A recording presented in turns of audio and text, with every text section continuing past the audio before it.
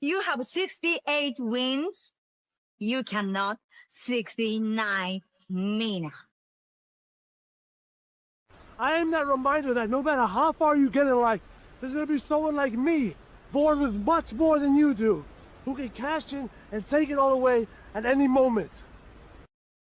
Come on over, Sam. I'm being see, earlier I said something stupid to him, and now this is my receipt. Okay? Sabu's just sabotaging you. Yeah. He sure did. Yeah, he's taking over. Hijacking is a better word. You're right. Good luck. Ooh, follow the white rabbit.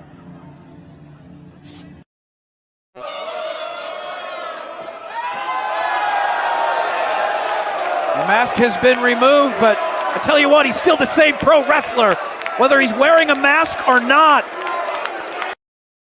Say his name and he appears. I believe in Noah. I believe in Datula. The Meltzer of the multiverse. Who the fuck wants to compare themselves to another? How much of a mark do you have to be? You couldn't even pick a professional athlete. You went with a fucking journalist? Grow up, man. We just want to say thank you to Simply Reliable Studios for voting us as Tag Team of the Year. Of course. Because you know what they say, right? If you can't swim, You're bound to drown. Tonight, she is sponsored by Simply Reliable Studios from Orlando, Florida. She is everybody's favorite BFF, Izzy Marino.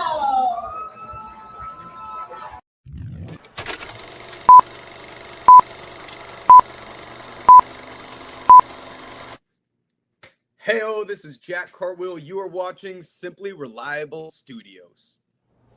Get it? Got it.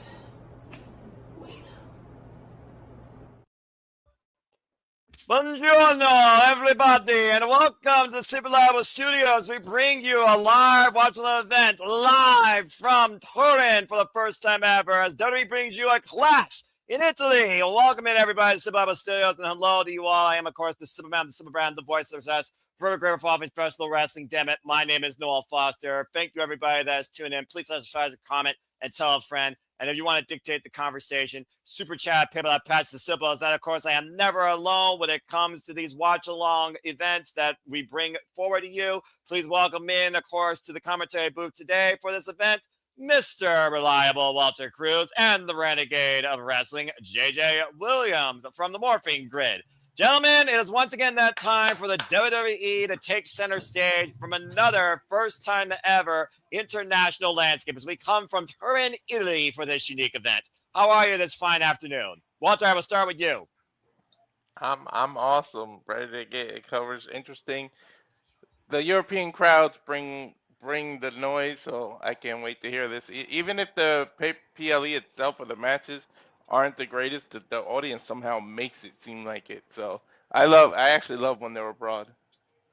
It's a one-of-a-kind atmosphere, and again, it's a first-time ever historical milestone in the WWE universe ecosystem as we look live, a capacity crowd on can in the Finale Arena, of course, from Turin, Italy. And I hope that everyone enjoys this clash by the end of it this evening. JJ, how are you this afternoon as we get ready for this festivities? I'm doing well. You know, I'm excited to actually be here for a watch-along PLE, at least for now, you know. I know we kind of talked about potentially giving you WWE off, but I feel like a nice, calm, if we can call it calm, three-man booth with us. It's a nice way to go. And to Walter's point, these international crowds always somehow make the PLEs seem better. As we respect the mat, because the mat is sacred, as the Reign General Gunther graces Italy with his presence. And of course, Gunther, the ring general, formerly known as Walter, was a mainstay name and a dominant force across the entire European independent scene, whether it was Progress or over-the-top wrestling against the rivals, the likes of Jordan Devlin, Bruiserweight Pete Dunne, British Strong Style, and Gallows, and of course, the longest reigning NXT UK champion, longest reigning WWE Intercontinental champion, of course, in WWE history, now known as the career killer, killing the careers of AJ Styles, Goldberg, and John Cena, looking to choke out, promises to choke out Kuros Knight and win the undisputed WWE Championship. Yes, Walter. It wasn't the last time Gunther in Italy he lost the World Heavyweight title. I just thought about that. He lost the title in Italy last time. You might be correct there. I'm trying to think of which title you may be referring to, though, because I know it wasn't a WWE championship. Because, of course, the World Championship he lost at SummerSlam. The Intercontinental Championship he lost at WrestleMania. We got Italian commentary here in Clash in Italy as well. Shout out to Michele Posa and Luca Francini. It is also one of those things that I want to point out, by the way, that this is Cody and Gunther's second ever singles match, but it is their 7th encounter that they are sharing the ring together after sharing the ring across multiple Royal Rumbles. Cody Rhodes stands 1-0 against the ring general. Let me get the graphics, by the way. As of course, we come out to wrestling as more than one royal family. Shout out to Jeff Meacham, by the way, for providing me graphics for tonight's event, of course. Oh, boy. Wow. That was a boisterous sing-along for the undisputed WWE champion, Cody Rhodes. Of course, everyone sings that song because everyone knows that song. The blow, waiting for me to start the show. Out the curtain, lights go up, I'm home. Oh! Cody Rhodes, of course, our current and still undisputed WWE champion after outlasting the Viper, Randy Orton, and beating earlier this year, Drew McIntyre, has been the QB1, the mainstay, the final boss as of late in the TKO era of WWE, and a man that Gunther has been unable to beat. Cody said himself when Gunther arrived on SmackDown, I'm an easy man to find, but I'm hard to take down. The first time these two met each other, of course, was the Royal Rumble back in 2023, where, of course, it came down to Gunther and Cody won that night to start the finish to his story. Follow-up year in 2024, Gunther and Cody were part of the Final 3, and, of course, Cody won again at that Royal Rumble. The only other time these two men returned in singles action, as I said, was over the Crown Jewel in 2024. And Cody Rhodes won the inaugural Men's Crown Jewel Championship that night at the expense of the ring general.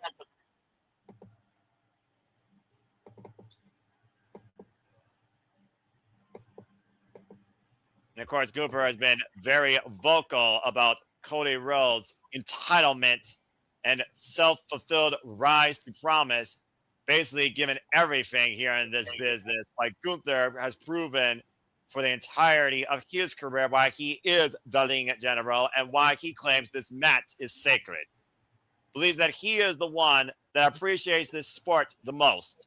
As we get ready for our course introductions here for opening match, shout out to those that are tuning in for the first time ever. If you haven't already, please follow us at SR Studios 2024 on the X. Continue to be part of our festivities and watch-alongs here and upcoming attractions. Follow us on the X today and subscribe to all the outlets that are, of course, here on YouTube. And if you haven't already, also, please like, subscribe, comment, and tell a friend. Let's go down to Alicia Taylor for opening match introductions.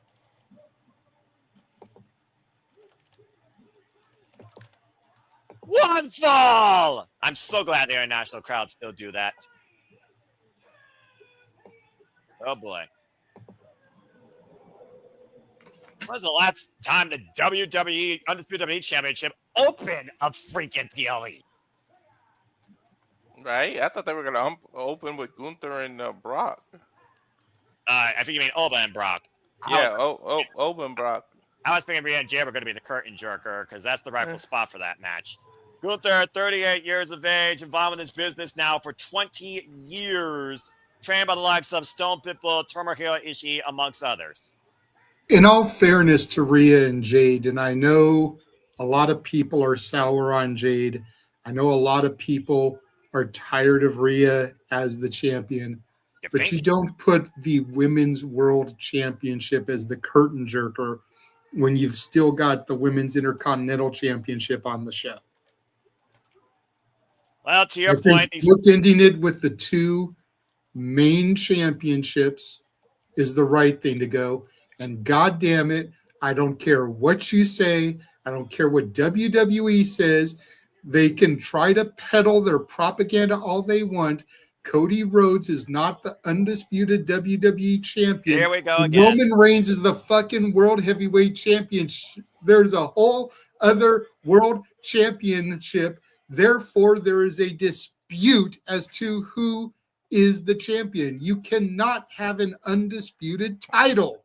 Walter Don't have to follow that. Here. Don't have to follow that because the bell rings are underway. You could argue with the dictionary all you want, but the facts are the same when it comes to what WWE believes this championship represents. At the end of the day, the WWE championship is still the cornerstone, the holy grail, the richest prize, the Mona Lisa of expectations when it comes to being a WWE superstar.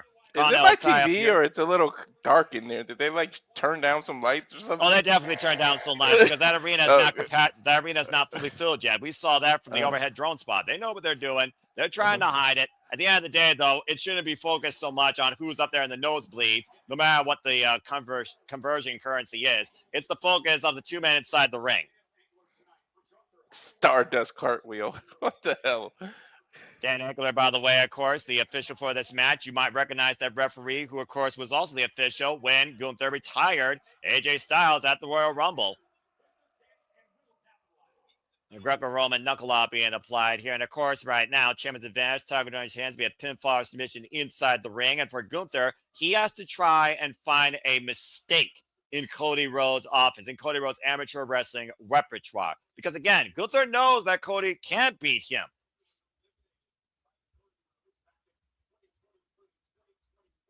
Stiff exchange here right now. Gunther driving the champion to the corner. And, of course, Cody has had a whole lot on his mind ever since WrestleMania. Vicious knife-edge chop by the Ring General, Gunther's greatest weapon. You could ask a slew of individuals from this business how devastating that chop is. And, of course, Gunther, for many that don't know, is a throwback. He's a traditionalist. There's nothing flashy about him. It's just effective, and it's original, and it's down pat, and it's fundamental. Oh, man! And he ran right into, springboard right into that chop.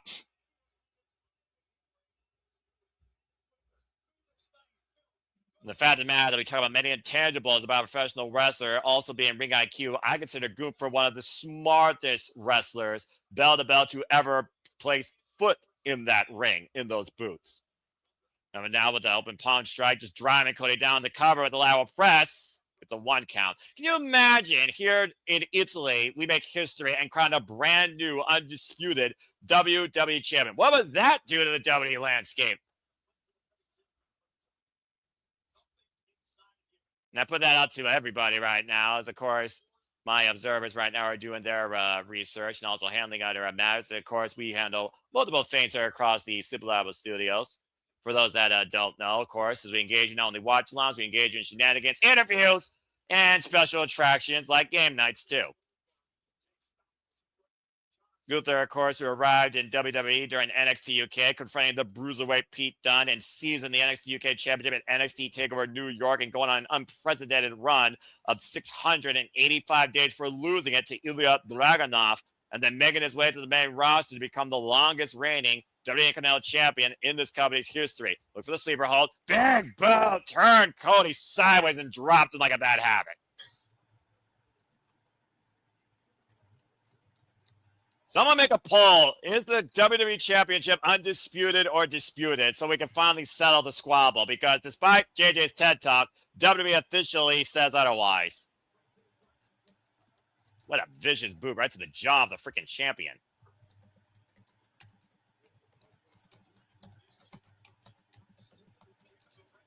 And of course, we talk about Night of Champions coming up here. Cody Rhodes, King of the Ring last year. Gunther, of course, King of the Ring back in 2024 at the expense of the Viper, Randy Orton, as we prepare, of course, for Clash of Champions next month, or Night of Champions, excuse me, wordplay, Night of Champions next month. And yes, folks, we'll be covering that, along with so much more.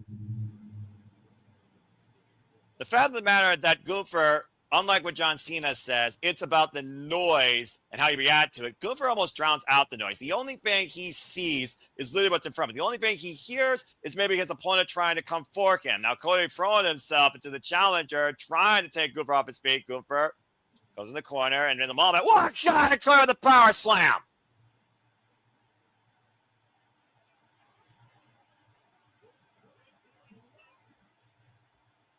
Opening bout so far here. Shout out to those that are tuning in to a WPLE for the first time on ESPN. This, of course, after these two matches.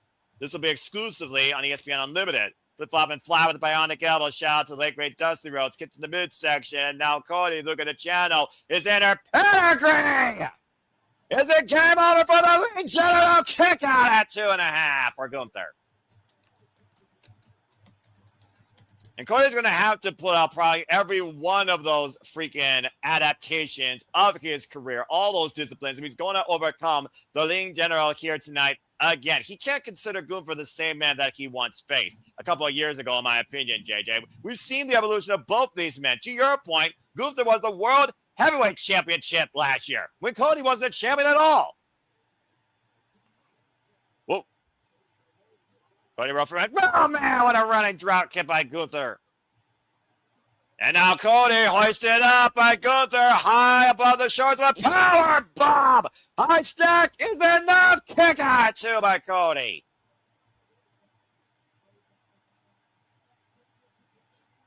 Good grief. Impact driving that man down. Center of the ring and stacked the shoulders up. And of course, Gunther, all near 300 pounds of his body weight, pushing down on the undisputed WWE champion. And Cody Rhodes forcing his way out. Now going to the splash, gets the knees up. And now Cody off the second rope. Disaster kick connects. And Cody Rhodes filling back in the driver's seat. Once again, looking up at the ring general for the very movie with SmackDown. Crossroads!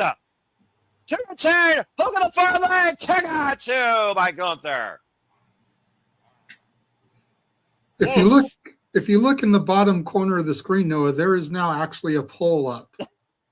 I wasn't being serious. You know what? Fudge it. Why not? This is all about the word of the day. It's interactivity. So now the community can let their voice be heard, much like the Renegade J.J. Williams did. And again, say it and freaking hit it in the freaking poll. Go ahead and get the word out and use the hashtag WWE Clash to be part of the conversation, and also use the @SRStudios2024 to bring us forward in the conversation for the coverage here tonight for Clash in Italy and future WPLE events in your feed. Now up to the top log for a big Cody caught up though, but immediately rolls from the shoulders. Oh man. Great move by Cody, escaping the sleeper turn to pin-in combination. Gunther immediately though going back to the sleeper hold though, as Gunther promised tonight that he will put Cody Rhodes to sleep, much like he did AJ Styles, much like he did to John Cena. And Cody driven down to the ring right now. Gunther with his body grapevine around the champion. Cody might be starting to fade here. Gunther again refusing to let go of this hold. Full body weight right now being carried by Cody Rhodes. Again, Dan Ankle was the one to call AJ Styles incapacity. If he calls that tonight, Gunther will claim victory and the WWE Championship. But they're trying to find somehow, some way to force a looseness in Gunther's grip around his throat. And again, Gunther applying Billy Robinson fundamentals here, changing position almost within 6 seconds just to keep pressure and control on this submission. Cody, though, hoisting up Gunther on his back in an electric chair dropped. Great space, but only for a split second. Gunther immediately back on the sleeper hold again. Now the well-placed elbows hammering down, driving out the air of the champion, and immediately squeezing the life out of Cody. Oh, those elbows are right to the top of the head. That'll knock your equilibrium off. Now, you would know MMA expert, and right now, Cody Rhodes might literally be fading, nowhere to go, center of the ring, the arm literally just a fingertip away from tapping, the head down. Cody Rhodes is literally passing out here, folks. Gasp me for it. Look at the discoloration here. There's no way, dude. Oh my god. Can you imagine? I couldn't, especially with Street Fighter coming out later. They're gonna have the Cody not being promoted as not champ. The audience right now will take on the champion who finds his way to force the rope break with his length, with the boot on the bottom rope. See, I hate the fact that everyone keeps bringing Street Fighter into this and promoting the movie. It's like the movie doesn't come out until October. He can get the belt back at SummerSlam if they want to correct it. Much There's like it did plenty last of time for him to get the belt back in order to still correct it if that is something that they are seriously concerned about. Yeah, you don't have to be a champ to promote a movie any damn way. Thank you. I'm so glad someone said that. Matter of fact, it's better to not be the champ because then you're not taking somebody like a high champ off of TV to go promote and everything. It's better that you're not the champ while you're doing that. You're also not taking the world championship hostage from the company in a way. No, there's some truth to that, but at the same time, both Cody and Roman are going to be in Street Fighter. Both of them are currently your champions. So that is a bit of a positive thing for presentation, for marketing. Again, all the things that Noah hates talking about when it comes to professional wrestling. You know, when you put those things into the mix here, it is a positive as far as promotions and eyes on the brand, which is something WWE has always been concerned with, is eyes on the brand. Well, right now, Cody's been concerned about this running lariat by Gunther as he goes up the second rope, looking for the Cody cutter again, immediately caught in the sleeper, side headlock. Now Cody with a sleeper on Gunther. And now Gunther pushing Cody up the ropes, up the second again. Cutter connects. What a furious exchange. Cody Rhodes once again looking to follow through. Takes Gunther down with a lariat. Today it's Jeff and Walter that are on the same frequency. Look at that. Oh, hold on. I was blocking the comment. What he said. Neither Cody nor Roman. Yeah. Second crossroads by Cody. Hook of the near leg to retain. And got him. Wait. He cheated. He pulled his leg off the rope. Did he not have his foot on the rope? The wherewithal, you know, Walter is a ring general. If he was smart enough to pull the leg off the rope, he just outsmarted the ring general. Well, again, sometimes you don't need to be more physically capable. You just need to be more mentally in tune to beat the ring general. And to your point, I think Cody found a way to make sure that Gunther was not seen visually for a rope break. You hear Gunther admonishing it, it feels like, from ringside. Regardless, Dan Anchor officially calls Cody Rhodes still the undisputed WWE champion. Let's go back to the replay here, to your point, towards the tail end of this match. Thrown off into the Cody cutter. That was a great counter, by the way, out of the sleeper. Then Cody hooked Gunther again for a second crossroads. Now watch the position of Gunther's left side of his body. Let's look again at this crossroads replay here and notice the positioning of Gunther close to the bottom rope. Cody hooked the near leg. His foot was under the rope for the first two. Yeah, let's look at another angle here. I think we got legit beef here. Again, though, watch the referee, though. Yeah, it was literally underneath the bottom rope, that whole count before he even started the one. Referee, poor position, poor decision. But Cody Rhodes is still declared undisputed WWE champion. Gunther's arguing with the ref now. He's got a legitimate gripe. I don't blame him. And unfortunately, he's a victim of circumstance by the referee's position. Conspiracy theories. Damn, green shirt guy got to Italy. Well, regardless, Denise Gunther did leaves too. defeated, and Cody Rhodes still leaves undisputed WWE champion. Denise Salcedo's over there too. I saw her post earlier. Well, but Denise makes the money to go there. She may have even gotten comped for media coverage, but like green shirt guy's a fan. Shout out to the hardest working woman I know of in the professional wrestling business and a saint of this business, Denise Salcedo. Hope she has a great time. And again, congratulations to Cody Rhodes, still the holder of the undisputed WWE title. With everybody saying LA Knight, who's also taking out the festivities from the audience. Yeah. Dummy. Yeah. Yeah. Yeah. Hello, Jeff. How are you? Trying to get set up. I'm working on it. There we go. You're all good. As of course, What's we up, have everybody? superstars taking in the festivities. Judgment Day, of course. Liv Morgan, Raquel Rodriguez, Roxanne Perez, Montez Ford. Isn't Liv actually of Italian descent? What? What? Yeah, a little bit. Yeah. Liv is Italian, isn't she? That'd be news to me. Roxy and Liv are all going there. Raquel's just like, I'm not having this shit. I don't want to. What am I fucking naming? I'm about to say she's Latina. Latina and Italian's a whole different conversation. I know one person who's half Italian and isn't booked. Fucking Julia, who was just your United States champion a few months ago. Yep. Yeah, you know. Yep. You know, it is what it is. WWE, LOL. I'm just going to leave it there. As we got our first commercial break, screw WWE streaming services. All right, we got a moment to breathe here, at least 3 or 5 minutes, because that's what WWE does. And yes, Walter, you are right. Liv Morgan is actually of Italian descent. She was born and raised in Fairmouth, New Jersey, though, but her family heritage traces back to Italy, much like the virtuosa Diana Perazzo. All right, so that being said, let's go ahead and let everyone else get their thoughts in with the opening match. Jeff?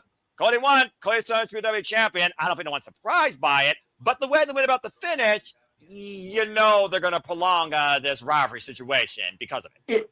It is what it is. You knew they weren't going to have for lack of a better term, a clean finish. I mean, it's still, you know, Cody, there was no cheat other than the bottom under the front of the rope thing, but they weren't going to have a clean finish on what is not a Big 4, Big 5 when there's meat on the bone of the feud. So this one will probably go into SummerSlam unless they have Gunther and Brock still, you know, on the plan. Hi, we moved. Hello. There we go. I don't know what happened there. I'm not sure why that happened. Give me a second. All right. Well, okay, I mean, that being said, though, JJ, to Jeff's point, I witnessed the Lane General winning his first world championship at SummerSlam, of course, back in 2024, before it was 2 nights. The last one, actually, in Cleveland. So, very well, that could be good for a stage to rise to the occasion. But then SummerSlam's kind of been his undoing and his crowning. Crowning, undoing. This year, it very well could be his crowning again. So, with those spots brought up by Jeff, what do you think? I don't think it's as much a fact of they weren't going to give us a definitive end at a non-Big 4, Big 5 show. I think it was that they knew they were walking into Europe and the reaction that Walter was probably going to receive. Right. So they didn't want to just do a clean Cody dust some finish with all of those, for lack of a better term, home crowd fans for the Reign General. They might have had a legitimate riot on their hands. So having there be a shady finish for a non-undisputed championship, I think was a good way to go, because now Gunther has a legitimate gripe. He can show the footage to Adam Pearce on Raw or to Nick Aldis on SmackDown and try to get a rematch, and one would be justified. Yes. And ironically, the next PLE we're going to have is another international PLE when we do Night of Champions. Yeah, from Saudi Arabia. So, again, international flavor galore. Well, with that being said, Walter, do you think Cody Rhodes will acknowledge the fact that tonight, I think many people would say that he escaped the Ring General with referees just, you know, impaired vision? Because, again, he was clearly underneath the bottom rope. He broke contact. That was a clear, defined, non-legal pin there. So, again, it's one of those legit gripes. Now, we haven't seen one of these type of legit gripe situations, though, with a world championship for quite a while. And Cody Rhodes being a man that says he would never turn heel. To be QB1, sometimes you got to play a little bit dirty. And let's not forget, this kid was once underneath the tutelage of Nature Boy Ric Flair, if not his father, being the greatest rival of Nature Boy Ric Flair. So, Walter, what do you think about this outcome? And will Cody honor Gunther with a rematch, or will Gunther force it? I think Gunther will force it, but to JJ's point, I think they're probably going to put that in the story where Cody actually tells him, "You're the ring general, and I outsmarted you. Quit your bitching," type thing. Like he admits things that he does. He just flips it on people. So I think he's going to admit it and just say, "I was outsmarted. Wrong place, wrong time. It doesn't matter." Why does my thing say commercial, but the ad isn't counting down? It's just frozen. Because that's what ESPN does. Hello. No, because mine is showing a Club WWE advertisement. Mine's showing that's that an now. advertisement. So his may actually be frozen, like he may have to exit out and come back in. Oh. Yeah, mine said Clash of Italy ad break and then had a countdown, but the countdown wasn't moving. But then it jumped to the WWE club thing. Yeah, same. That's weird. I actually had commercials the whole time. Yeah. And there's a shot. There we're back. We're good. Yeah, we're back in Turin, Italy. As you can see, a beautiful skyline over this one-of-a-kind, unique, first-time experience here for the WWE universe. And, of course, my roots and my heritage and my family also go back to Italy. Known for, of course, its refined history, agriculture, and cuisine.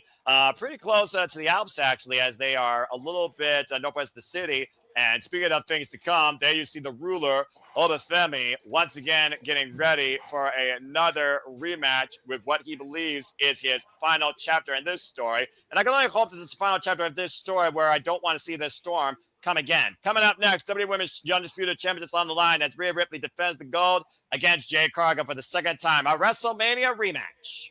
As of course, we look back at what brought us here. Again, there's a reason why they didn't go with Rio on Monday Night Raw, folks, as much as you wanted to see that happen. SmackDown did not have the must-see appeal or the fighting champion it needed. So what did they do? They wanted to enlist some brutality. It took a whole lot of baddies to try and help Jade Cargill through this to make sure that this disaster of Mother Nature continues to lead. However, thanks to EO getting involved, Rhea Ripley was able to rise to the occasion again, as we've seen so much in Mommy's career. Air quo, Mommy's back on top. And of course, the following night after WrestleMania on Monday Night Raw, Rhea bid EO goodbye, and now she's on SmackDown to bring the brutality forward. But Jade Cargill definitely did not want to once again be on the receiving end of a riptide without a receipt. Since then, and since we've seen a fatal influence arrive on SmackDown, Jade Cargill is once again putting herself back in the championship picture with her rematch. And she's earned this rematch to a degree after pinning Rhea Ripley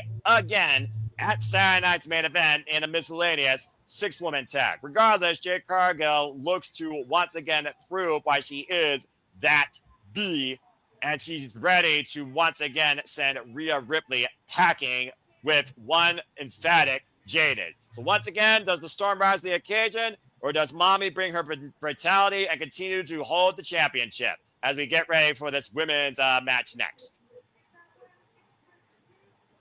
Because let's be honest here, when it's just those two, Rhea Ripley's the better. When Jade Cargill has that backup with that distraction factor, Jade Cargill has gotten the better of Rhea. I will give her that. JJ, I want to ask you before I dip out. You've been both of us on the right side have been the Jade Cargill fans for sure. But the Jade Cargill in WWE experiment, now that she's not the champion anymore and she's challenging, she's got backup, is it working? Or is this match the key? If she loses the championship match, what happens now? Is Jade Cargill working in WWE? I think it is. I mean, yes, they definitely carried a lot of the AEW presentation over. Yes. The music is very reminiscent of her AEW theme. She's now got her baddies with her. Right. And, if we're being honest, I can take or leave BFAB, but any reason to get Mia Yim on my TV on a weekly basis, I am in favor of. Yes. I would rather she stand alone. I would rather she had defeated Chelsea Green for the United States Championship. Agreed. Instead of Julia and they could have traded it back and forth because there was already that rivalry there. Yes. But whatever needs to be done to make sure that Mia Yim is not in that next group of cuts, considering like 90% of the people that Walter and I met in Vegas from WWE got cut that week. Right. Let's keep that, happening because and to her credit, she told us to keep using Mia Yim when we speak about her because she wants that fucking name back. She's Thank the overreaching. Lord she realizes that. Well, she never really wanted to change it, but she picked the nickname because it had some kind of meaning to her. But she wants Mia Yim back. Yes. And she acknowledged that to us. So it's just like any reason to keep her on my TV, I'll take it. And is she somebody I would have picked for one of Jade's baddies? She probably wouldn't have been my first choice, but I think she fits. Oh, she does. I could see Jade walking out of here with the belt. Okay. And like I told Noah on Simply Predicting, it's been a minute since we had two champions trade the belt back and forth during a feud. Yes. The last one I can really think of is Sammy Guevara and Scorpio Sky over the TNT title. Yeah, that's probably accurate.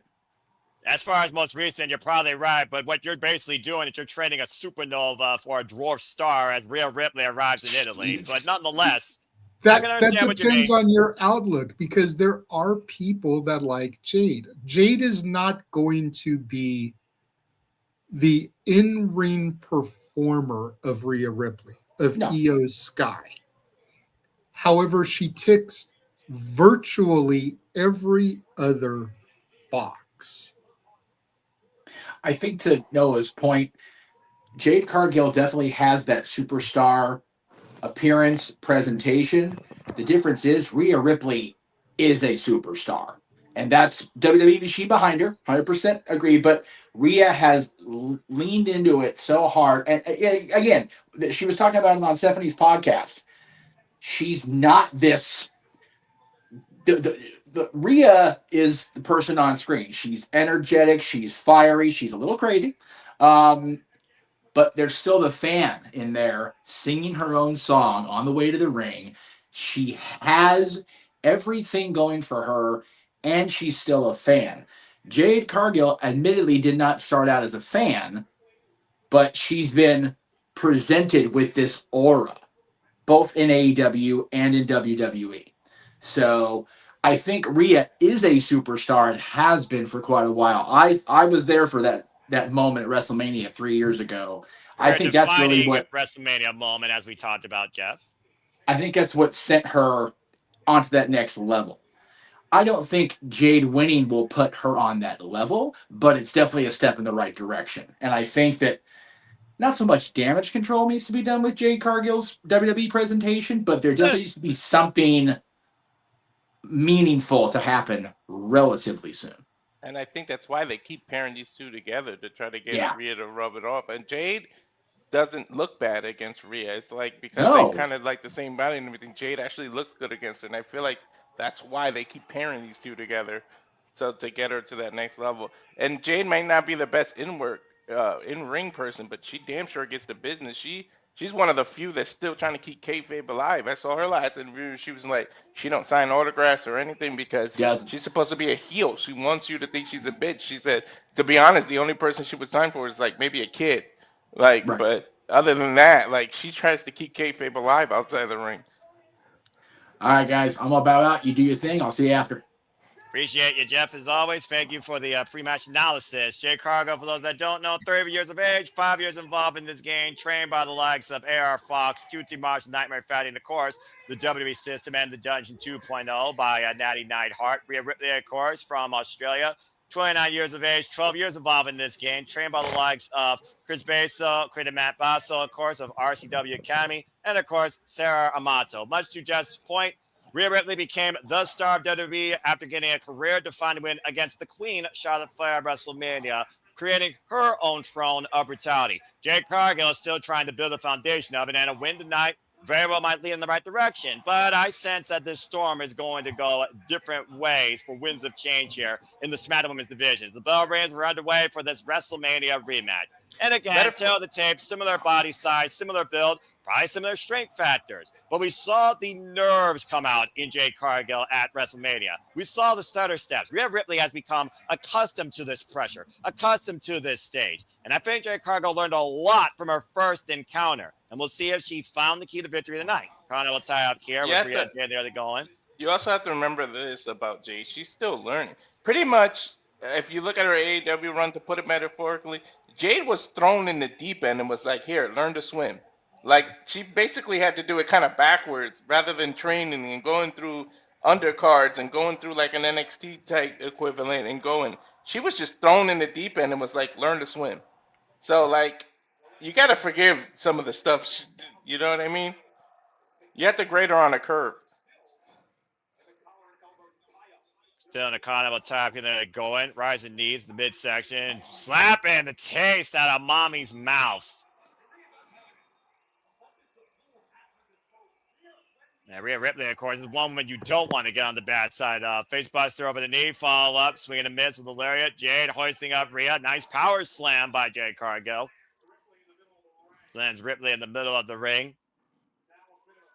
Now a little bit of a showing off here, trying to get inside the champion's head or maybe try to boost her own confidence. Oh! And Rhea Ripley will not be insulted or intimidated. Jade Steiner over there. Now, how if you hear that? Sidestep. Jade sent to the outside ring. Of course, Tiger James' hands via pinfall submission inside the ring. Breaking ball drop kick between the ropes by Rhea Ripley. Rhea Ripley, of course, as I said multiple times, WWE Women's World Champion. Now a two-time WWE Women's World Champion. Went for the rolling cannonball. Jade catching her, though, with an elbow.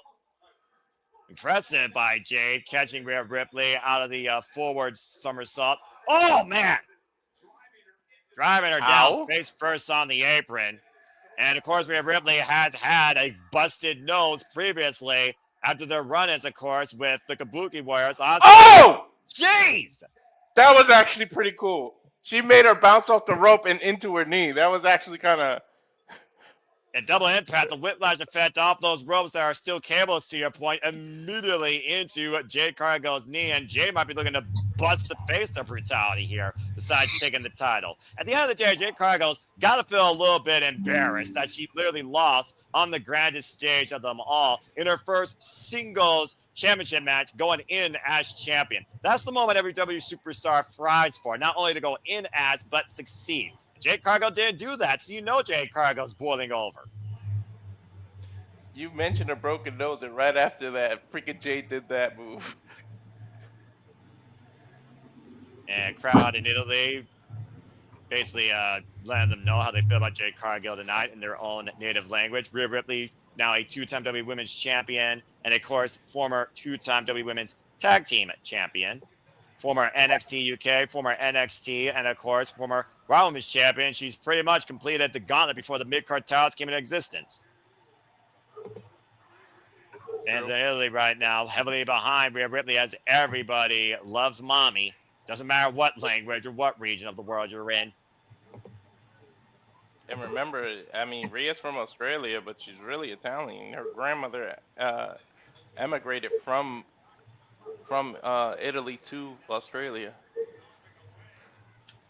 Go ahead, Jay. I just want to point something out here. A lot of haters out there on the internet still try to say that women don't draw. Our viewership doubled since tweeting out that this match has started. More than doubled. Think about that. Oh, man, hard outs moving to the corner to Rhea Beautiful Ripley. camera angle. Go back to that other camera angle there. Walter would like that one too. Right? Stop that. Now grabbing the small of her lower back here.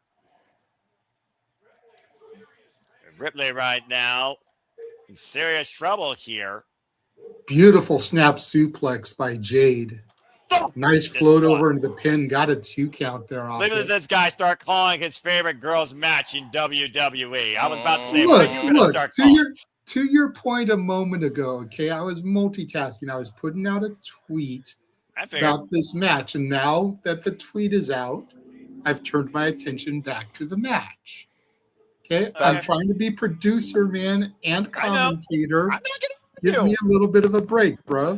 I'm messing with you. Shoot, someone has to mess with you. Can you juggle two hats? Can Jade Cargill juggle the second chance and make an accomplish out of it? Both those questions. There's definitely two things I can juggle, but that's a whole other story. I can't. Jade Cargill right now in control of the champion. And Rhea, capoeira kick almost from underneath, catching Jade Cargill in the midsection. Now fighting back into this with the knife-edge chops, driving Jade to the corner, looking for the Irish whip reversal by the challenger. Hard again in the turnbuckles goes Rhea. Before I moved from Connecticut, I should apply to be a cameraman, damn it. You know, this might be an off-the-cuff hot take comparison, but sit with me on this. I think that Jade and Rhea's rivalry is very similar to Trish and Lita in the early days. And I say that because let's not forget that when Trish came to WWF, she came in as a fitness model. Very little wrestling experience. Working with Lita in those early days, especially in 6-person tags with like TNA and the Hardys, and working with Lita got Trish some of those reps to improve in the ring to where Trish could go on to arguably become one of the greatest women of all time. Will Jade reach that level? Remains to be seen. But her being in the ring with Rhea, I think Rhea is akin to Lita in this situation. Yep. I think she's finally found that perfect opponent that can really bring the best out of her. And you've seen it both at Mania and now here at Clash in Italy so far, because this has arguably been one of Jade's best performances. Definitely one of her most competitive right now. She's missing that elbow drop as Rhea rolls out of the way. And the jury is out whether or not you get the satisfaction from Jade like Trish Stratus did, where she was already highly accomplished in the youngness length of her career versus Jade. But nonetheless, I can kind of see the references. And of course, Rhea has talked about all the influences that, of course, inspired her, which she didn't want to be the same platinum blonde cover girl that the WWE trope used to really focus and enforce the likes of. She wanted to do things her own way, develop her own identity, and be herself. And she's spoken ad nauseum since she came back in that second Mae Young Classic. And Rhea right now regaining control of this match. Just Jade being on my TV is satisfaction enough, but that's a whole other point, right, Walter? Yep. Miss and Rhea Ripley with a suplex. Trish did it so well that you tend to forget her in-ring career was only like 7 years, dude. But like, she made it look like it was like 10-15 year career because of her comebacks and stuff. But like, her legit first run was only like 7 years, and she did all that. Mm-hmm. And Rhea Ripley bringing Jade back inside the ring after finally catching her with the cannonball off the apron. Now going up to the top rope. Drop kick by Mommy. Big missile drop kick. And the cover. Hook the near leg. Back press kick on it too by Jade. This time Mommy flew from the top.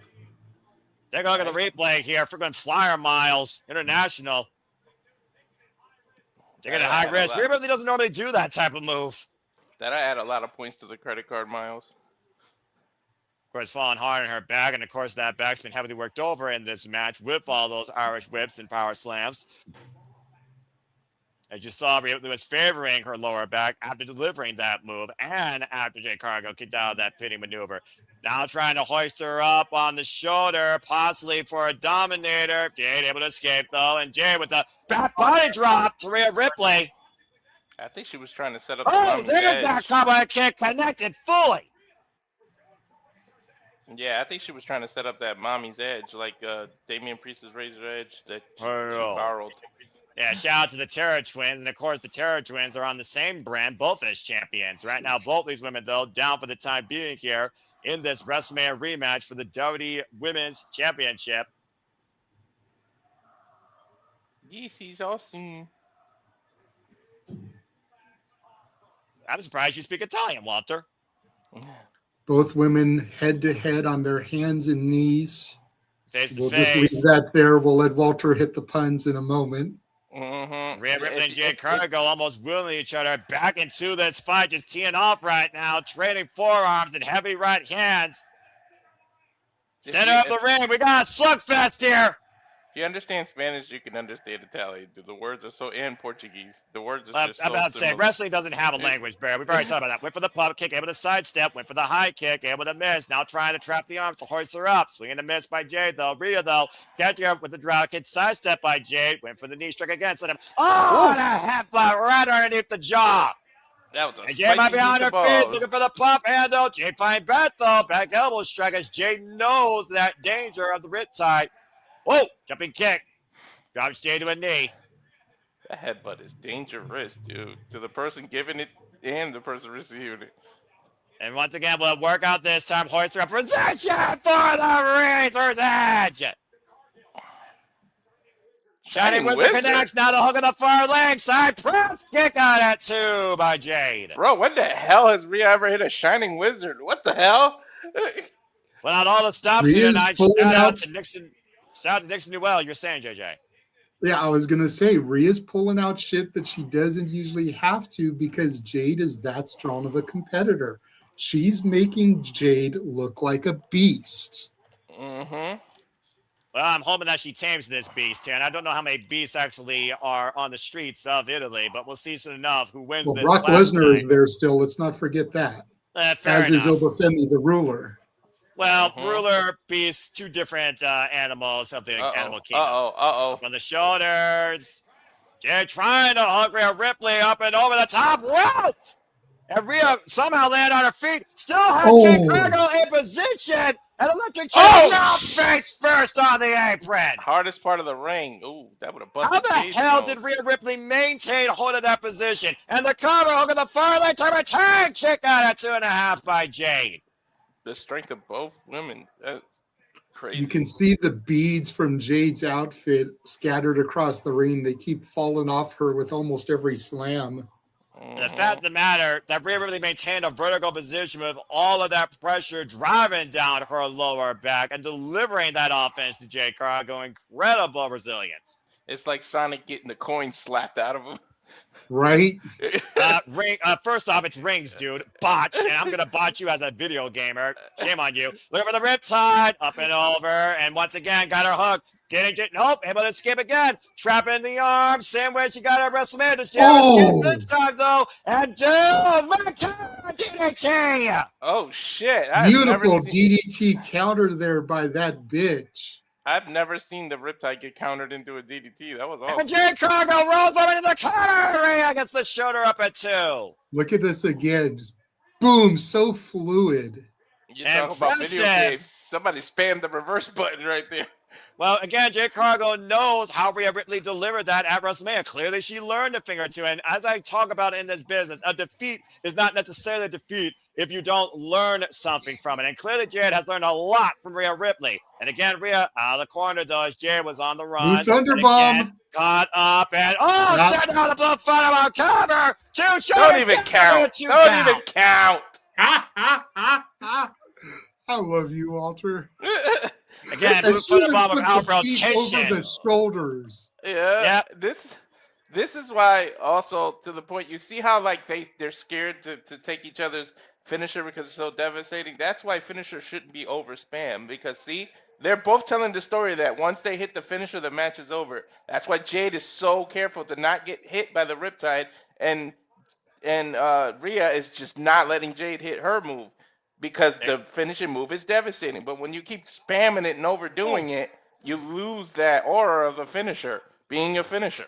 Well, there's more of a finisher, and then there's the drive of your adrenaline to your health bar hits 0. Either way, you do go one route to victory. And we've seen across both companies here. And we are seeing Rhea Ripley and Jade Cargill go to a different realm. Sweep that win tonight. And possibly, Walter, you might be on to something here. She drives Jade Cargill face first in the top of the ring post. Shades of what she did to Charlotte Flair at WrestleMania 39. And position avalanche back body drop. Back drop and knock the rings off of her again. Backdrop suplex. Rhea crawls to the cover. Hook the far leg. Turn tag. Kick out 2 by Jade. Dude, Jade's putting on a match. Well, both of them are. Telling y'all, stop sleeping on my girl. I said it all the time. That's why I said they keep pairing these two up because Rhea brings the best out of her. Well, Rhea Ripley right now needs to focus here because here comes. Oh, great. Here comes the The trash Timu posse. baddies, as Noah calls them, making their appearance. And of course, Sky's nowhere to be found now as Rhea Ripley is on her own on SmackDown. Again, distracted. One shot, a pump kick by Jade. Rhea should have expected this. Now hoisted up and got you. No, roll through. Double stomp to the midsection. Uh-oh. Says There it emergency by comes. Rhea Ripley now, knowing that outside interference is looming. Hooking to hook up Jade for a riptide. Too close to the ropes, I guarantee and it. Kevin hooked the near leg, and to your point, the baddies with the save. Blatantly in front of the official, though. Damn, B-Fab, you can't grab a leg? That's why she's not wrestling the match. Mm-hmm. Well, she got caught, so referee in per position that time as the baddies just got ejected. Yep, as quickly as they entered the match, and now they're gone. I knew by position alone she was too close to the ropes, that there was going to be a foot on the ropes. Now Rhea, though, taking her attention away from Jade Cargill, focusing on beef and from the outside. The Queen! What? Crossbody blocked by Charlotte Flair. Crossbody off the barricade. I remember that face-to-face on SmackDown where Charlotte Flair and Rhea Ripley talked about we had to remove the Jade Cargill problem before we could focus on the fatal influence incident. And Charlotte Flair neutralized the badge, but Jade Cargill tried to take advantage of Rhea Ripley inside the ring. Rhea just got shit! No, now Rhea's too close to the ropes. Look at the narrow leg by Jade, and Charlotte Flair puts the foot on the barbell, saving Rhea first this moment. Oh, shit. Jade Cargill's made more than one enemy on the SmackDown women's roster this year, folks. Rhea and Mommy on the same page. This is what Alexa Bliss was trying to achieve as Jade Cargill hooks her Ripley for a choke save and escape. What another headbutt! Finish her, damn it! Now the platform hooking her up. Away from the ropes. Next. Bradso, cover. Rhea Ripley retains the championship. But let's see if Charlotte's going to win a title match as a thank you. I'll be for it. But that being said, congrats to Rhea Ripley retaining the WWE Women's Championship. And of all people to come with the assist, her greatest rival, Charlotte Flair. I kind of want to see Charlotte and Jade feud over the U.S. title and try to make that important. Ladies and gentlemen, well, anyway, still a kind of 9 live on Clash Nearly. As of course, that was the first time we have Tribal Combat for the World Heavyweight Championship. Roman Reigns versus Big Up 2, Brock Lesnar versus Femi 2, and of course, Ruca versus Becky Lynch from WWE Women's Intercontinental Championship. As we got another commercial break, FW streaming services. We let the rest of the game talk. Commendable match by both women. The result remains the same. The result, of course, hard driven down, but hey, Jade Cargill neutralized by both Rhea Ripley and Charlotte Flair. I'm for it. She's made her fair share of enemies out of both of them, especially after the assault to Alexa Bliss. That segment on SmackDown last night was very telling when it came to such an unstudied ground with the Queen and the bringer of brutality since Rhea became champion again and came back to SmackDown. So again, a fitting way to end this feud, and once again, the storm has been pushed away. Let's go ahead and give everyone else's thoughts here. Jeff, your thoughts on that? Testing, new audio. So I'm just making sure. You're good. Okay, cool. Yeah, like I said, I am all here for the crossbody and all denim from the Queen. Let's go. I'll say. Every time I appear on camera these days, it seems to be the phrase that comes out my mouth because I'm so rarely on camera with everybody a lot, apparently. Since she's come back, Charlotte's attitude, her presentation, everything has improved 1,000%. And she looked great in the balancing out act tonight. And Rhea and Jade had a great outing. You're not going to be able to follow something like Cody and Gunther because that's got just so much prestige to it with the WWE Championship. I will say, though, can we maybe have one match tonight now that we're going to go on ESPN Unlimited without some sort of foot on the rope bullshit the rest of the night? Can we maybe do that today? Maybe. Well, considering we still got Becky Lynch, I think you are in for another reoccurrence. I'm just going to leave it at that. But again, commendable match by both. I definitely respect what they 100%. Both brought and what they followed. And again, Rhea Ripley, there's a reason why the phrase goes, Mommy's always on top. I just wanted to point out real quick before we get that out, this is the first time I get to appear with the Simply Reliable Studios in the new digs. So I am very happy to be where I'm at, I am 3 miles from work as opposed to 50. So I am here for this setup. I've been on No DQ. Oh, no, was I on No DQ this week? No. I think this is the first stream I've done here. I don't remember if I was on No DQ. No, I wasn't No DQ Tuesday, but I was at home. So yeah, this is the first stream I've done here, period. So there you guys go. So I'll be on with you guys today. I should be on the review Tuesday, and I think I'm on Greg's show Wednesday. So yeah, all the things this week. But I'm happy to be part of this. It's always cool to watch WWE. Walter, I think Walter mentioned during the pre-show when I was trying to get set up here, these international crowds are a whole other animal, and they always bring the energy. They're singing the champion in the ring. They're singing the challenger to the ring in the opening match. They're into everything. This is the first PLE in Italy, so these guys and gals are starved. They want their WWE. They want their premium events. Exactly. And, us jaded American fans, it's 5 matches, it's rematch. The energy's there. So, I'm not so jaded, and I'm not jaded for a lot of reasons these days. Thank God for that. But I will say I am not spoiled enough that I cannot appreciate what's happening in Turin, right? Is that how you say it? Yeah, Turin, Italy. You got it. Turin, Italy. I love it. I love it. I'm enjoying the whole thing. I love it. Well, I know Walter's happily married, but I'm sure he wouldn't mind being jaded every now and then, but that's a whole other story. That's a whole other show, that's for sure. Yeah. I did want to ask you, sir, now that you've popped in, did you hear my comparison during the call of Rhea and Jade to Trish and Lita? And if so, I did not. I did not hear that, but my thought process is that Rhea is to Jade what Lita was to Trish, especially in the early stages of their career. The 6-mans with TNA and Trish versus the Hardys and Lita, when Trish had basically no experience in a wrestling ring, and Lita was used to bring the best out of Trish. Rhea in both these matches has really, in my opinion, brought the best out of Jade, and this match was even better than their Mania match.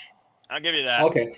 I thought you had verbally typoed. I thought you were trying to say Rhea and Charlotte, because that's how it feels to me. Like Rhea and Charlotte started as enemies on screen, and they're kind of like tenuously moving into this unofficial partnership. But I definitely see the comparison there. They're not friends. They're not friends. They're not friends. That's very clear. Put that out but I will say that. But I do agree with the comparison. Like I said before we started the match, Jade, even now, as long as she's been in with WWE, she's still not got that massive in-ring experience yet. And that only comes with experience. It only comes with being in the ring, with less house shows, with less time in the ring other than when you're on television or on PLE. And I don't know if Jade's in the performance center or working out anywhere, other than at the events. It has to come, and that's how it's going to appear, with being in the ring with people like Rhea Ripley, who are just going to elevate you, people like Charlotte Flair, who are just going to elevate you. The women on this WWE roster, people will say what they will about WWE creative and everything that's going on right now, but the roster is fucking stacked. The women's division especially still. I think there are a lot of such talented, amazing performers in this women's division, and we're seeing some amazing athletes from across Italy right now in the crowd at ringside, so that's awesome. I love seeing that. Although they cannot interrupt my freaking shows during the day with the damn soccer. That'd be great. Thanks. Love you guys, but let's be real. I think JJ Spearson is spot on. Perfect. I don't know if it's going to be the end of it. It'll definitely probably be at least one more match in this particular series. But I think you're right, JJ. I think Rhea and Jade are Batman and Joker. They're destined to do this forever, because they're going to keep elevating Jade, and they'll keep Rhea sharp as a knife. I still don't trust Charlotte. At the end of the day, her last name is Flair. I'm not going to fully trust. That's a fair point. And at the end of the day, there's one queen. Just because her dad can't help it almost through her brother, it's a whole other family dynamic going on. You know what I mean? Well, I mean, when the name Flair is associated with the dirtiest player in the game, I can understand Walter's point. Like, it's hard to trust a Flair. It 100% is. 100% is. Even when Rick was a babyface in the day, it's like, okay, when are we, right?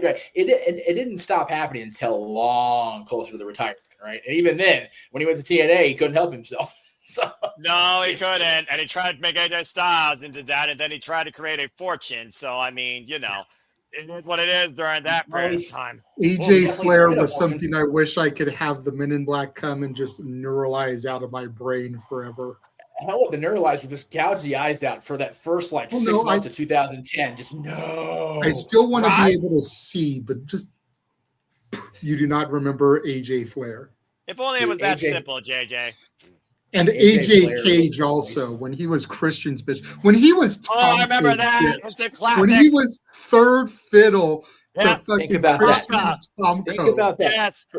For y'all at home that were not a part of that, first of all, be fucking grateful. Second of all, AJ Styles, arguably the best performer of this generation. This generation, Shawn Michaels, was third fucking tier to Christian Cage. All respect to Christian Cage, Father of the Year, one of the greatest of all time. Oh, and Tyson motherfucking Tomko. I can't just say it. Like, I could understand being second to Christian because he was the guy they were pushing as the main eventer. Of course. He had the big company experience for AJ to sit under the learning tree of. But to play underneath Tomko?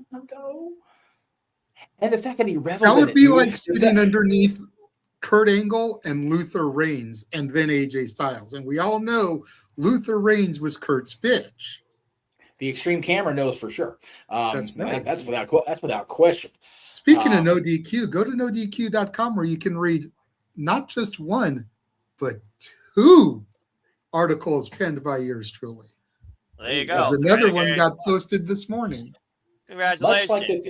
Much like the theme songs of the early 2000s, the evolution of the relationship with No DQ is not a mystery. It's awesome. I love it. I think that's great. I love it. But it is full of change that no one sees until it actually shit. breathes. That being said, let's get ready to Big get this fight vendetta. feel. It's time for Femi versus Brock Lesnar 2. Oh boy, JJ! Well, here comes the pain. I've been waiting a long love time to it. hear I you love say it. it when I find it would never be said again. But that point, it's the big Brock Lesnar! This isn't Brock a match. This is a Lesnar. fucking fight. Brock Go ahead, Lesnar Jeff. walking out on ESPN for a fight just like legitimizes the ever-loving shit out of this. You know what I mean? Like, For the second time, might I add. But the last time he Yeah. went out for a fight, Jeff, he was decimated in less than 6 minutes over freaking domination brought by Femi. And tonight, what we thought was literally a retirement might very well be a resurrection of the beast incarnate. As we're using an Italian word, Brock Lesnar and Femi are both looking for a vendetta. Neither man's looking for a win. Both men are looking for an end. It's just a matter of who's going to go more lethal towards that end tonight. And You know, especially for when the- that's like Brock's fucking UFC gear on top of that. no, it is. Brock Lesnar, this isn't Cowboy Brock. This isn't freaking, jumping off of forklifts and, smiling and happy shit. This is Brock motherfucking Lesnar walking to this fight. And I will say, for the 4 years that Roman Reigns was on top, people, make the joke, I want somebody to look at me the way that Paul Heyman looks at Roman Reigns. No, I want somebody to look at me the way that Paul Heyman looks at Brock Lesnar. Okay. Paul Yes. Heyman is an absolute worship of this man. And he's smiling, Yes. but then he gets that face of like, dude, this boy's about to fuck shit up. And I'm here for every Yes. bit of it. And I'm here to advocate for this badass. I was just going to say, in the words of Lita's original theme, just something about seeing Paul Heyman alongside Brock Lesnar, it just feels right. It really does. At the end of the day, JJ. yeah, at the end of the day, Jeff, you know this as well as I do. Brock Lesnar is Paul Heyman's number one Paul Heyman guy. He brought this young man, this young farm boy into WWE who literally rose immediately to absolute promise and the WWE championship. Ever since then, the only thing synonymous with Brock Lesnar is champion conqueror. But for the first time in what we cannot even fathom since, as we look at the tail of the tape, Brock Lesnar has been literally ruled by a ruler. As you look at the tail of the tape, folks, look at the difference here. there is less than an inch in height. There are 20 pounds of difference as far as weight goes. Reach and chest literally are marginal here. This is the definition of a world heavyweight fight. This is a heavyweight fight. No, you said it yourself. And it's funny. You talked about the relationship, JJ, with Heyman and Lesnar. Just think, when Lesnar was in OVW and coming up and doing dark matches on the main roster shows, and Taz is sitting there at ringside, and he calls Heyman, he goes, Paul, you got to do something. They don't know what they got with this kid. If not for Taz, and people know I don't always praise Taz, Lord knows, but Taz not calling Paul Heyman 24 years ago and going, oh my God, like, do something. We don't have this unbelievable phenomenon that is Brock Lesnar, the conqueror of the streak, the decimator in front of God and everybody, including me, of John Cena. But he said in the hype video, this is a humble retiree. This man was completely humiliated in the biggest fight city in the world. Vegas is UFC country. Vegas is the fight capital of the world. It has been for as long as I can remember. And Lesnar got punked out in under 10 minutes, whatever it was, at WrestleMania in Vegas. And now you've got this guy, Oba Femi, who I believe I was the person, and I could be wrong, who coined this guy day one. Bad motherfucker. He's got to prove it again tonight. Listen to the crowd. Like, you tell me Crowd Oba ain't a goddamn star. He's O-V-E-R, Walter. I think you mean OVA, as Oba is Ova. But that being said, yes. Oba Femi is also the man, to your point, that literally conquered the Beast Incarnate and truly cemented his spot as WWE's ruler. But since WrestleMania, it's almost like pretty much he's been having everybody bow down to him, realize his presence. Nobody opposed him. And the one that opposed him was the very man that he took this spot from, Brock Lesnar. It's a very rare occasion that we find Brock Lesnar considered the underdog in any fighter, any match in his respective career in WWE. And I very much would say, despite the fact he hit Oba Femi with 4 F5s consecutively and the ruler was still stirring, Brock is still the underdog tonight. They're making this seem like I don't know if it's just because of me, but they're making this look like a UFC fight. I feel like I'm watching a heavyweight UFC fight right now. I gotta be honest with you, Walter. I agree with you. As I bow out, let me say this. It took 3 F5s, a concussion, and over a year and a half for The Undertaker to get his revenge on Brock Lesnar. Oba took 4 F5s and was back on TV a week later going, bring it on. This fight could be make or break for not just Oba Femi. Oba Femi's already the guy. Like he's clearly the path they're taking. Brock Lesnar, for the first time that I can remember, has something to prove here. It's wild. He hasn't had something like that in a while. And if you believe in multiverses, Brock is pretty much staring at himself in a different multiverse. No, if you can tell the tape, they're the same fighter, except Oba's in Brock's head. No doubt about it.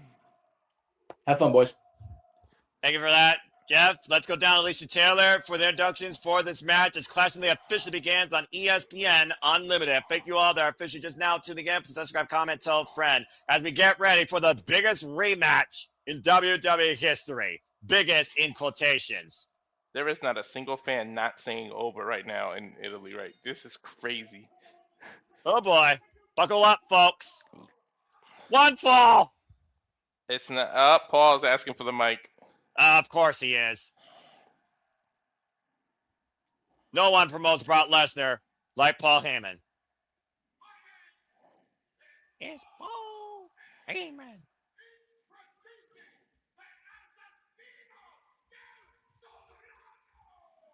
That's the Del Florano.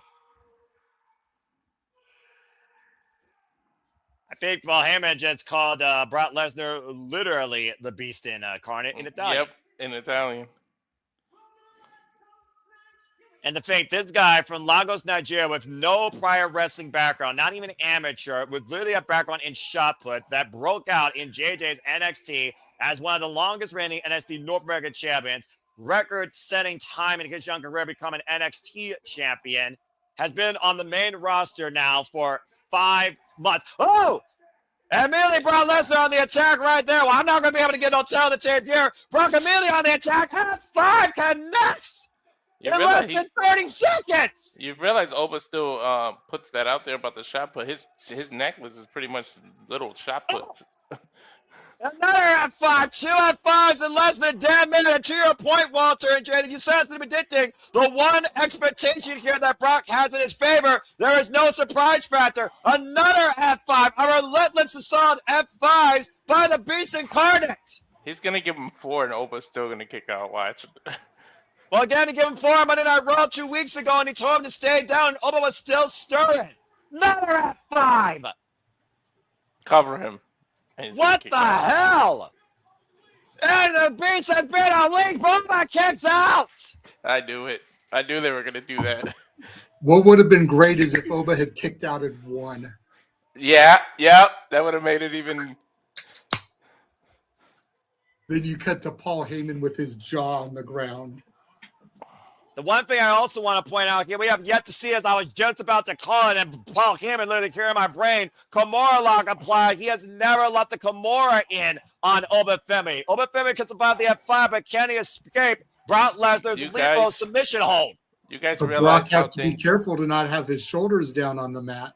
To your point, Walter. Dangerous a Kimura really is. That thing can break your shoulder, your elbow, your wrist. Ask Triple H about that. Not once, but twice. Ask Shawn Michaels about that. Ask The Undertaker, who nearly had his arm broken, about that. And look how far from the ropes Oba is.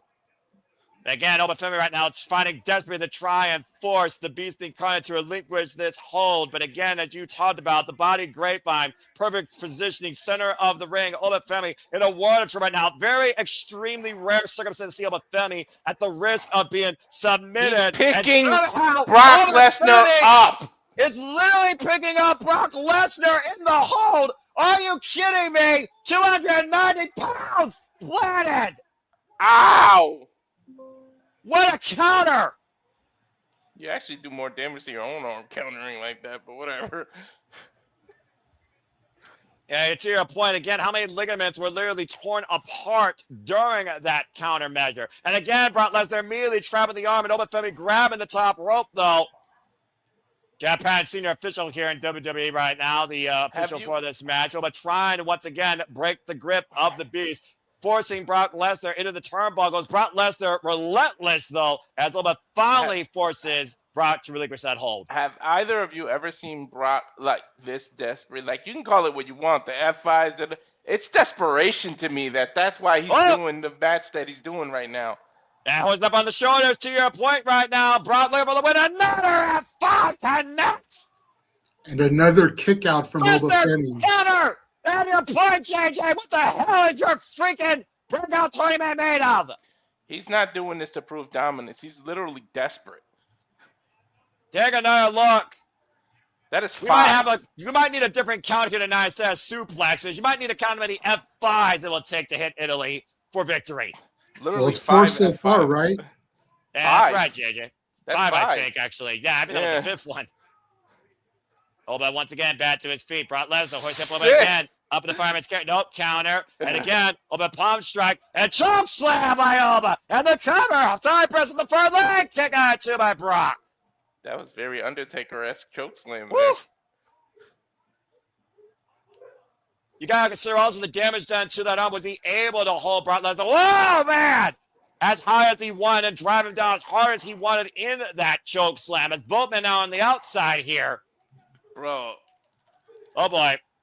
Brock is trying to do all offense and, like, no defense. I've never seen Brock like this.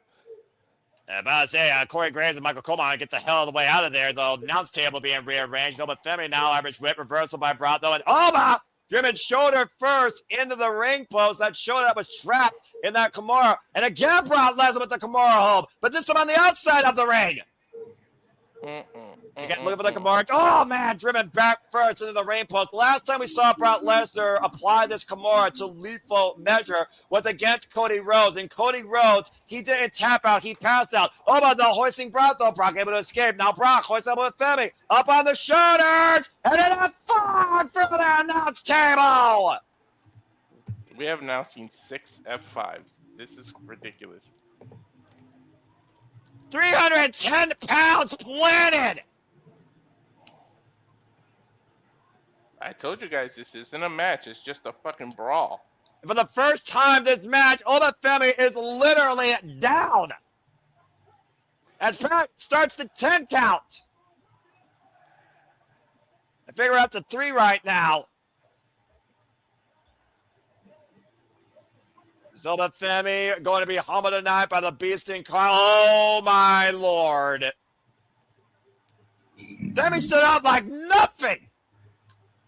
But look at Brock. Despite all his domination, he's just sitting in the corner there, hoping to end it. And then the look of shock on his face when Oba gets back in here. And Oba immediately on the attack, running in with the uppercuts. How the hell is Femi still moving like this? To do the unthinkable again, to beat the Beast Incarnate twice. King throw! Halfway across the ring, Brock Lesnar tossed by the former shot put champion, and another possible fall from grace is impending. Brock can escape. Whoa, Brock is still nimble, huh? Up in the fireman's carry, and again another F5 to Oba. And There's Brock no left way. to the cover. Up to their leg. Brock Lesnar conquers Oba. Dude, it took 7 fucking F5s. 7 F5s.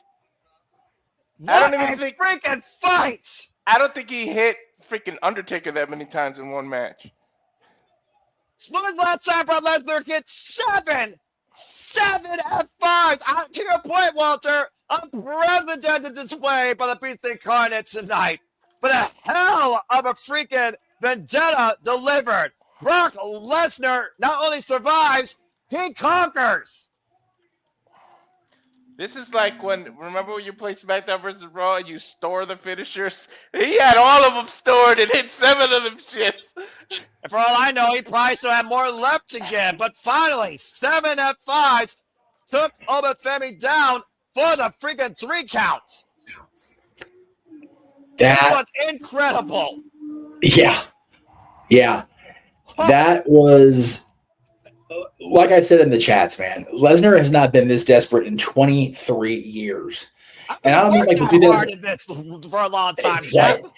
And I don't mean the 2002 when he was first champion. I mean 2003 when he turned heel, he won the title back, and Undertaker was getting ready to bow out as the biker and go into Survivor Series against Vince. That Brock Lesnar was desperate because he was fighting off Big Evil. Brock, dominant performance.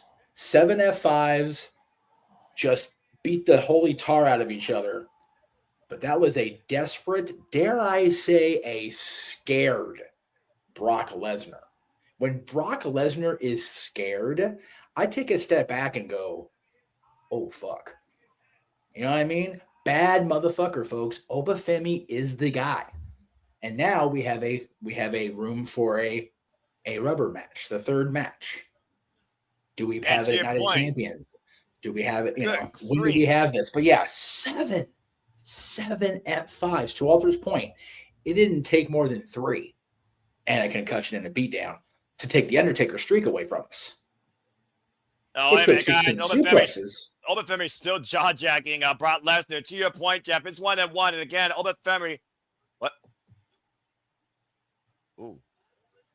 Another, Jesus. 1+1, you done. Oh, boy. Emphatic words by Brock Lesnar as, of course, he judges Femi. I also want to put this out there, by the way. The fact that Femi was favoring his left arm, to your point, Walter, that he worked with the Kimura, I think that was instrumental in Brock Lesnar escaping the freaking fall from grace. If that fall from grace would have hit, I think Femi would have went 2-0. I think the damage done to the arm literally saved freaking Brock Lesnar tonight.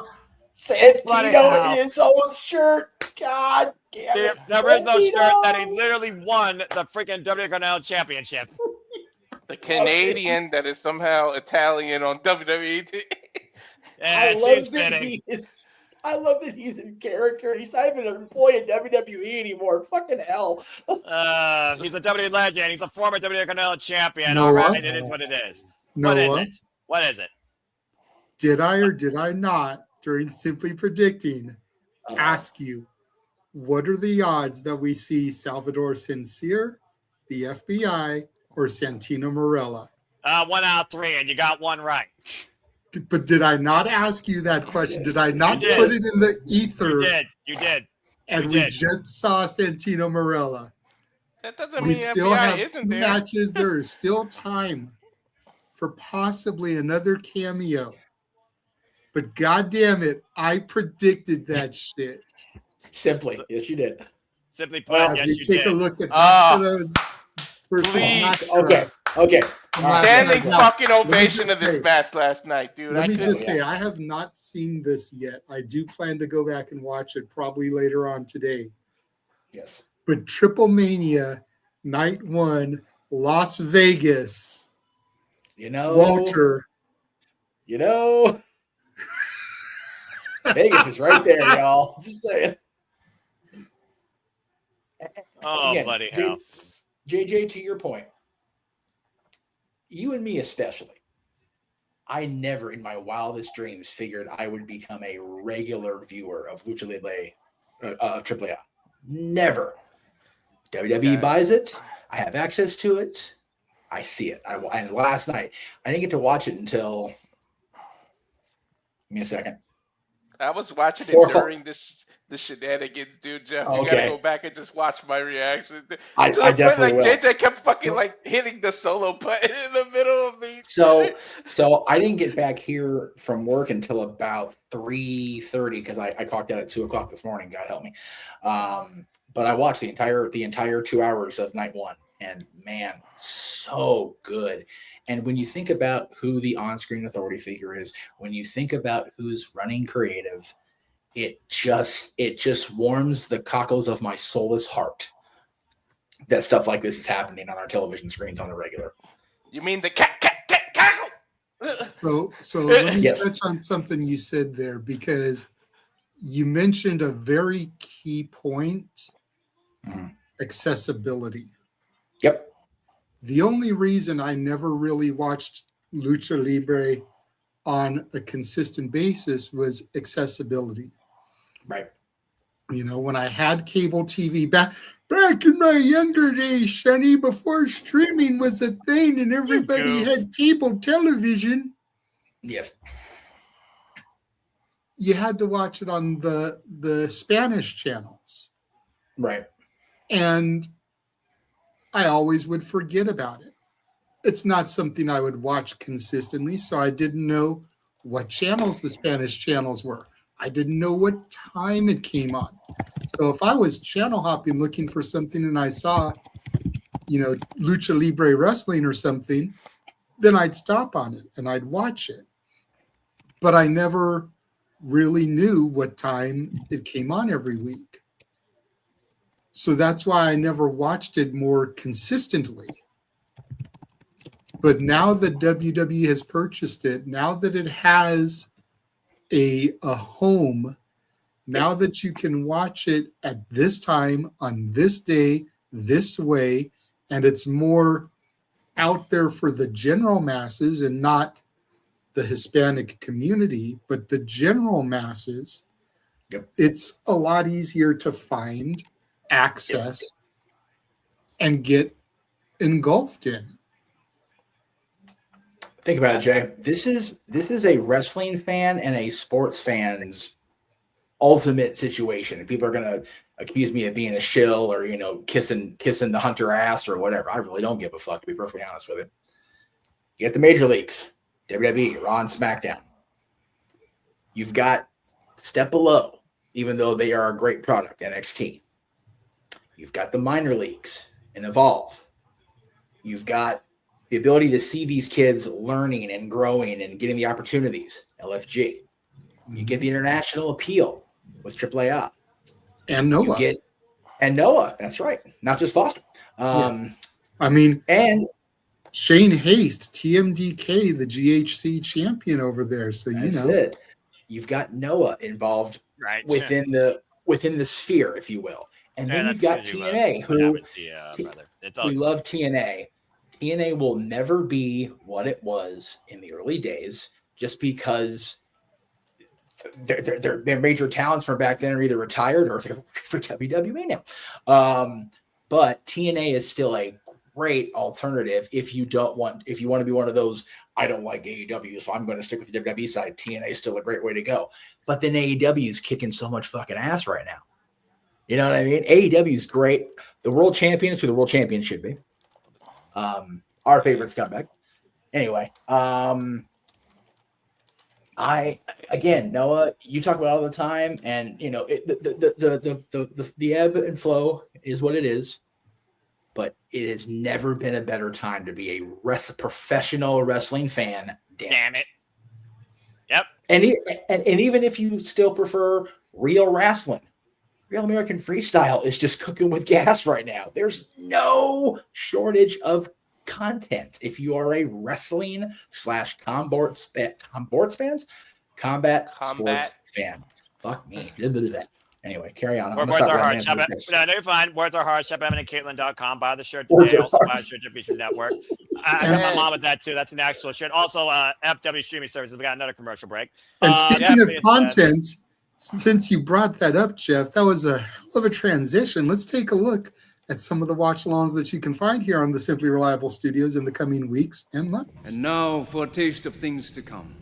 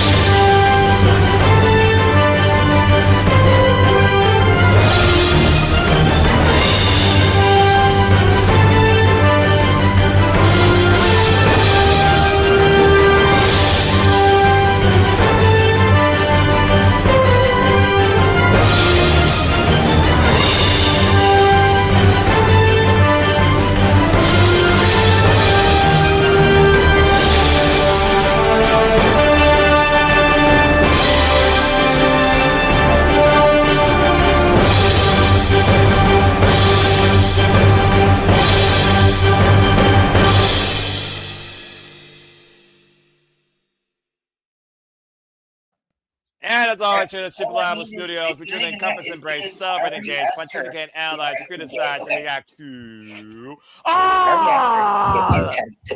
the wrestling. And welcome back here once again to the Super Reliable Studios. Hope you all enjoying the conversation, reactions, analysis, and watch along coverage.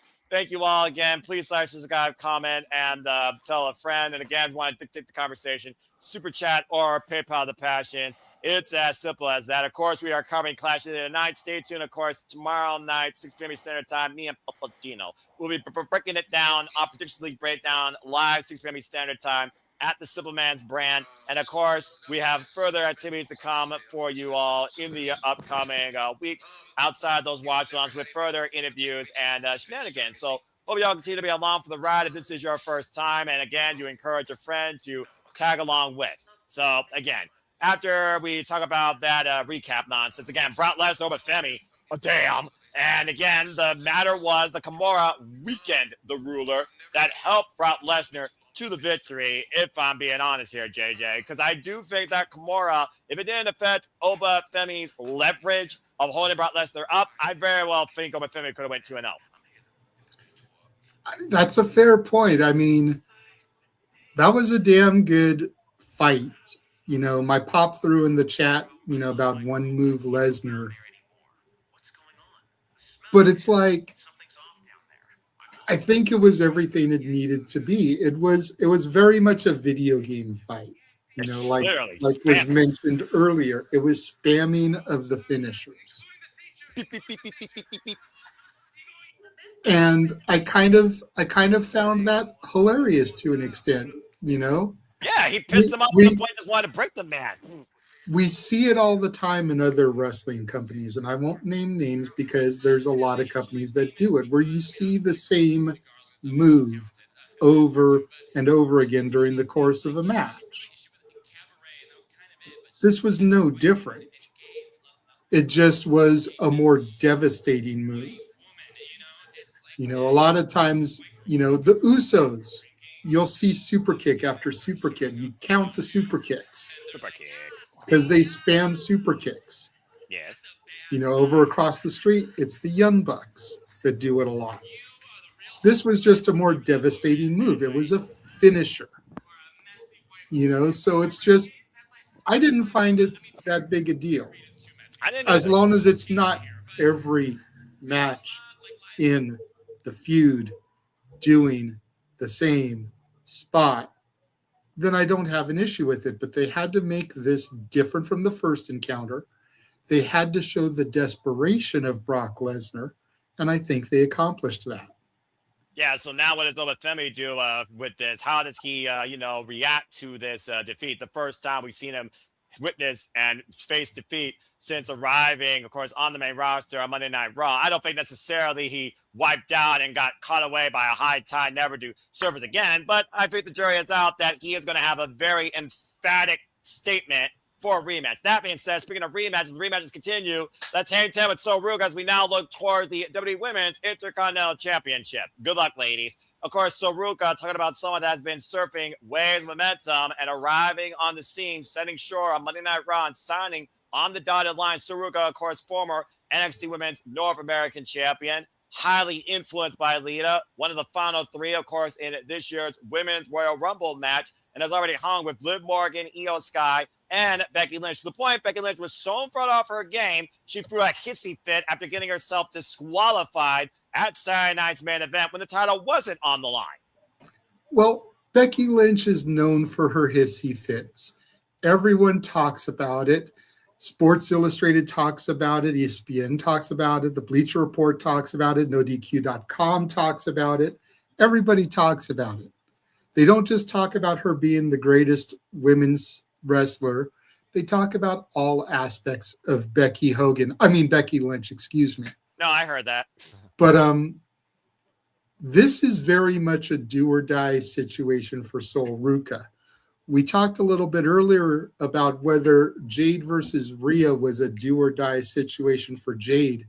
This, I think, even more so is a do or die for Sol, because ever since Sol got elevated, rode that wave to the main roster, she's wiped out every time she's tried to cash in and snatch someone's soul. Yes. She needs to have a good outing, deliver that move flawlessly, and watch her the new Intercontinental Champion. Otherwise, WWE fucked up in bringing her up when they did. Becky Lynch, and I hate to say it with my dad in the chat, because I know how much he loves Sol Ruca. He's probably sitting there in St. Petersburg with his Sol Ruca shirt on right now, watching this and listening to us. But facts are facts are facts, and I love me some Sol too.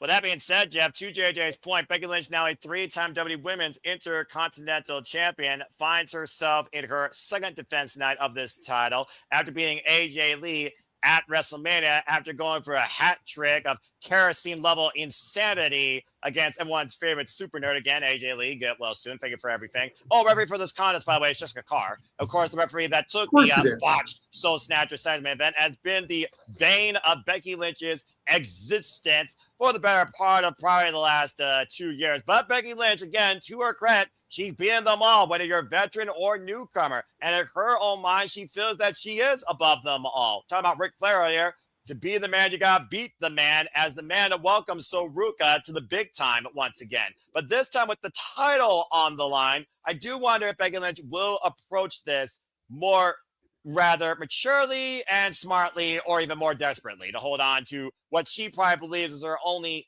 right now relevancy. Because I got to imagine if Becky Lynch loses that title, she's going to have even more of a midlife crisis than she already has already. JJ, I agree with every point except the very last one you made about Sol and winning the title.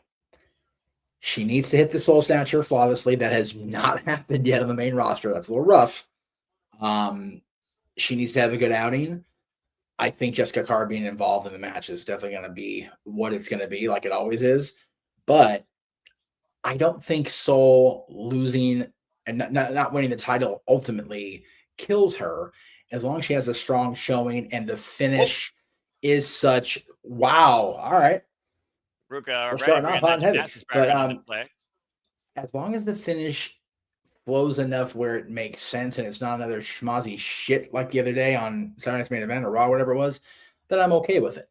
I'd like to see Soul win. I love Soul Ruca. But if she doesn't win, I don't think it's career killing. I just think it's in the way it happens, not that it happens for me. Execution versus the accomplishment, according to Jeff Mudda from Meacham. It's so Ruca right now with the Widow's Peak curb stomp face first in the second turnbuckle. I tried, bro. And again, to your point, so Ruca, like I said, she literally just arrived on the main roster shortly after WrestleMania and officially signed on the dotted line a couple weeks later. Nice standing moonsault on the cover with the far leg and gets a 2 count. And it is one of those things where, again, you're already taking advantage of these opportunities within less than 40 days of what truly is the start of your WWE career. Yes, you did start in NXT, but at the end of the day, you truly don't begin until you arrive on either the red or blue brand of WWE. For me, it's a matter of, if Jessica Carr is involved again, where are we going? Like, are we going to see her and Becky hook up? Because if not, I'm kind of over it at this point. Oof. Well, even Earl Hebner got involved with some of his greatest rivals, to your point. And again, Becky Lynch driving Silver up to the outside. Of course, folks, we have not had no titles change hands tonight, by the way. And title can only change hands be a pinfall switch. Oh, inside the ring. Nice baseball slide drop kick there by Becky Lynch, as both of them are on the outside now. And I still think Becky Lynch feels a little bit embarrassed what happened at Side's event, despite the fact she literally had the last laugh and the last shot against Ruca. Handstand on the apron by Soul. Oh! That hurts. hurts. Miss. Into the ring post. You heard the thud of Becky Lynch's hand where bone meets steel. And so Ruca with a beautiful moonsault wiping out the man. Oh, Charlotte Flair saw that. That was a decent little moonsault to the outside. To Jeff's point, someone on Simply Predicting, I forget who it was, said that Jessica Carr needs to be the one to take the Intercontinental Champion off of Becky Lynch. And I don't agree with that. But I could see Jessica Carr doing a quick count here, screwing Becky to give Soul the title. And that's how we move to the Becky-Jessica match. Because I do feel that needs to happen. I do feel if we're not going to pay off this rivalry between Becky and Jessica, then what the fuck are we doing at this point? Like, even Aubrey Edwards and Jeff Jarrett eventually met in a match. Ooh. Nice sweep out, over the shoulders. Like, we eventually paid that off on AEW. We need to do the same thing here. And unlike Jessica Carr, Aubrey Edwards had it coming. Oh, jeez. Jeff, we're not going down that road again. We buried the hatchet. You and I got on the same page. Don't unleash Pandora's box. I love Aubrey just fine. It's just she's not Jeff Jarrett.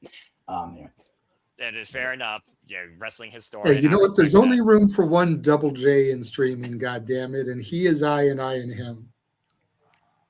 Well, Jeff Jarrett, doesn't agree or disagree. Get back to me on that. Magic 8 Ball says I was doing podcasting before he got into the field, okay?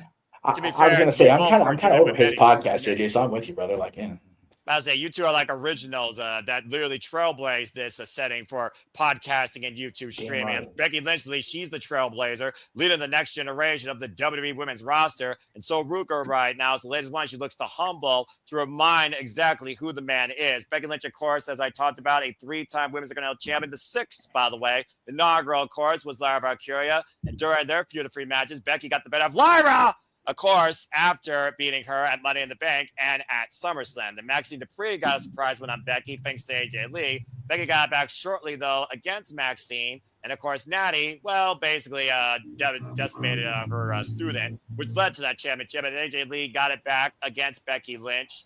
Her comeuppance, basically, as AJ Lee beat Becky at Elimination Chamber, and Becky got the title back at WrestleMania. This title has been more defined by Becky Lynch in quantity versus quality for sure. But she has also held this title for the most combined number of days. Her current run being 43 days, by the way. Work horse title, Noah. And Becky Lynch looking to put in the work tonight up on the top rope. And so Ruca in the drop zone, dropping the leg across the throat. German saying cover, hook the far leg, kick on it too by Soul. That was very psychosis-like in the top rope leg drop. They took a look at the replay here. Oh, And yeah. Becky Lynch talking to Jessica Carr, saying that was a slow count. Even count as usual, Becky. I think Jessica Carr is actually one of those referees that actually knows more often than not where to position herself and actually handle herself versus take a bump. I've only seen her take a bump maybe 3 times in her entire referee career, and very rarely out of position. Well, when Uncle Bully teaches you, you know what you're doing. That's a fair point. Big uppercut there by Becky Lynch, clocking Saruka's jaw. Saruka, of course, also came into JJ's NXT. Surf Waves, of course, as formerly the NXT Women's North American Champion, after, of course, winning it in a ladder match. Big uppercut there. And, of course, the fall with her tag team partner, Zarya, was, of course, the last stand for Saruka before she became part of the Red Brand. And right now, Saruka and Becky Lynch just trading in the middle. Vicious Soulbot, though, the midsection. Drop Soul to her knee. Now Becky on the move. Oh, has the other hand, midsection, point of the elbow. Combination offense by Soul now. Irish whip off the ropes. Sidestep by Soul. And Soul now takes Becky down. And looking to build a comeback here and follow momentum. Irish whip. Face first in the top turnbuckle. Rebound German by the challenger. Got the champion reeling. And so Ruca up to the second. Beautiful miss out drop kick. I just recently re-saw that clip of Soul taking the bump off the balcony through almost only one table. Right. That was that Right, was knee strike next. Hot stack cutter and gets a 2 count, floating Becky like an accordion. Yeah, and she ended up with staples in her head with the process from that. It could have been so much worse. That was so scary. Well, again, when you literally have gravity as your only tag partner and what you're trying to present, or what you're trying to take as a bump, reckless abandonment could literally be your detriment or your benefit. No, hey, you know what? We have been proven in a WWE environment that having gravity as a tag partner is better than having God as a tag partner, because God walked out on Shawn Michaels. That's right. And right now off the side rope, looking for the assist. Oh, Becky able to sidestep, looking for the disarmer. Possibly Tommy cross arm breaker. But so able to lock the wrist, though. Great positioning by Becky Lynch. The awareness of that risk with that devastating finisher that only one woman has actually kicked out of in Saruka's career, and that was her tag partner, Zarya, and it took 3 of them to beat her. Now transitioning into her own submission. Crossface applied by Saruka. The way she transitioned out of that. And look at the way that she's literally torquing the neck of Becky away from the ropes. Now Becky binding literally the forearm of Soul. Desperate measures by the champion to relinquish the hold. Now looking for the disarmer. And so Ruca, though, able to get leverage. Rolls Becky up, shoulders down. And nearly got a new champion there with a 2 count. I just want to give the WWE television crew a little credit there. That shot of Soul with the submission on Becky, Jessica just on screen, and the background behind it. Oh, here we go. Man. So, a big boot as Carr was able to get out of the way of almost literally being caught. Oh, reverse DDT. Grab it down, may have her here, cover center of the ring, gets 2 count for Becky. I'm behind you guys enough where it's trouble. Here we go. Becky Lynch getting in the face of Jessica Carr. You knew it was I don't know coming. if you notice, I don't pay enough attention to Jessica, but her eyeshadow is matching the color on Soul Ruca. Just wanted to throw that little tidbit out there. Not the first time she's worn that eye color, though, to be fair, but I do see what you mean. As, of course, she's also been involved in aerial acrobatics. Living the man out slam, so Ruca able to flip out of it and catching him with a drop kick. That drop kick has been one of Soruka's best weapons during this match right now. Hoisted up and over, land on the apron. Got with a clothesline, though. And Becky Lynch and Soul fighting in the corner on opposite sides of the ropes. Face first goes Soul into the ring post. Positive the turnbuckles, actually. Now Becky positioning herself for something devastating. It looked like her head hits a little disaster. Like her head hit the little the bar between the LED board and the turnbuckle. That's rough too. I'm about to say that's not even a flat surface. Just call it what it is. No. Big headbutt though by Ruca. Becky Lynch and Soul in the high risk zone, and Soul right now up to the top rope. Look at it, send Becky down with the avalanche X Factor. Holy shit! Not everything I ever wanted. Never took that back. Stop that. Take a look at the replay here, Jeff. Jeez. I love the Sean sudden Waltman, stop with Becky Lynch's face in the canvas. That was a hell of an X Factor. You know, Mr. Consultant Sean Waltman's going, all right, I can fuck with that. Well, clearly, Ruca is channeling her inner extreme. As again, we talked about how many people have compared her. And once again, Jessica Carr put in the ropes. Oh no! Ruh-roh, Raggy. And Jessica Carr literally pushed the top rope. That caused Ruca to lose her balance. He was on the ascent. Becky Lynch literally using both the official and the ring environment to her own selfish advantage. Now looking to send Soul for the ride with a vicious superplex, maintains hold of the head, follow through, turn around, into a DDT, and Ruca escaped it! Super kick and both women down! That's nice. On instinct alone, Ruca able to follow up with a desperate super kick out of the DDT counter that I thought spiked her on her head as both women are down right now. We're at a stalemate. Jessica Carr is breathing heavily internally, going, thank God that wasn't the it, because that would have been on her. 100% on her. I'm about to say the pressure of a referee to actually hold the integrity of a match. I mean, that's got to be the biggest pressure versus anyone else on the freaking wrestling roster.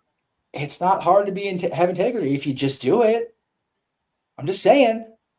Kept up by Ruca. Becky Lynch, though, on the outside. Soul fired up here, though. What's Soul thinking here? Might be looking to fly, going off the ropes, possibly looking for the Sasuke special! And just getting Becky Lynch. Ruca did not seem quite sure-footed there. I think she lost the dismount towards the very end. She did. She did not clear the ropes clean at all. Ruca, though, looking to spring back in. 450, clothesline. Becky Lynch got her hooked, though, into the manhandle slam. That might be it. Kick on it, too, by Soul. Soul's reaction getting caught for that manhandle slam was great. Her eyes got as big as the belts. Like, whoa. I would say time stopped there for a split second, JJ, as again, she was looking for the springboard 450 lariat, and immediately Becky Lynch caught her, made her think about for a quick second what happened, and a manhandle slam nearly led to the retainment. Yeah, it's great sequence of moves there. Nice way that Becky was able to get in that manhandle slam. Ruca now looking for one of her own. There's no way, okay? Again, that might be her downfall. Manhandle slam, I saw Ruca! Max Ball cover, new champ kick on too! Imagine Sophie and Becky with her own move! That would have been a ginger snap for sure. Take a look at this to your point, AJ. Many people in this business, when it comes to finishers, try to imitate, rarely duplicate. Becky Lynch trying something that she's never tried before, and it nearly cost her. Right now, Ruca scouting Becky Lynch, who's up in the corner, up in the fireman's carry. Becky catching Soul, though. Muscling up the challenger. What is she looking for here? Oh, able to escape. Back to her feet. Got hooked again. So, spring up the second. Caught a Star Snatcher! Show Snatcher! Shoots a half! Peppers hook the far leg! Ruca wins! Ruca wins! Ruca's the new Intercontinental champion! Wow!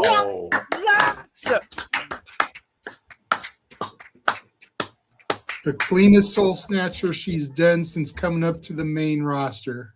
That Soul Snatcher worked out the man! Soul Snatch Becky Soul and Ruca is the new WWE Women's Intercontinental Champion! Yes! What a moment! Right on. Good for Soul. High fives all around for that finisher. Take a look here again, guys. The tell of this matchup was the man of the slam. Per position, Becky Lynch in disbelief. Snatched her soul, rode her towards center. So Ruca wins clean in the middle of the ring and has pinned the man Becky Lynch. And won her first championship. The only dispute in that finish in Becky's mind that one about Becky Hogan, but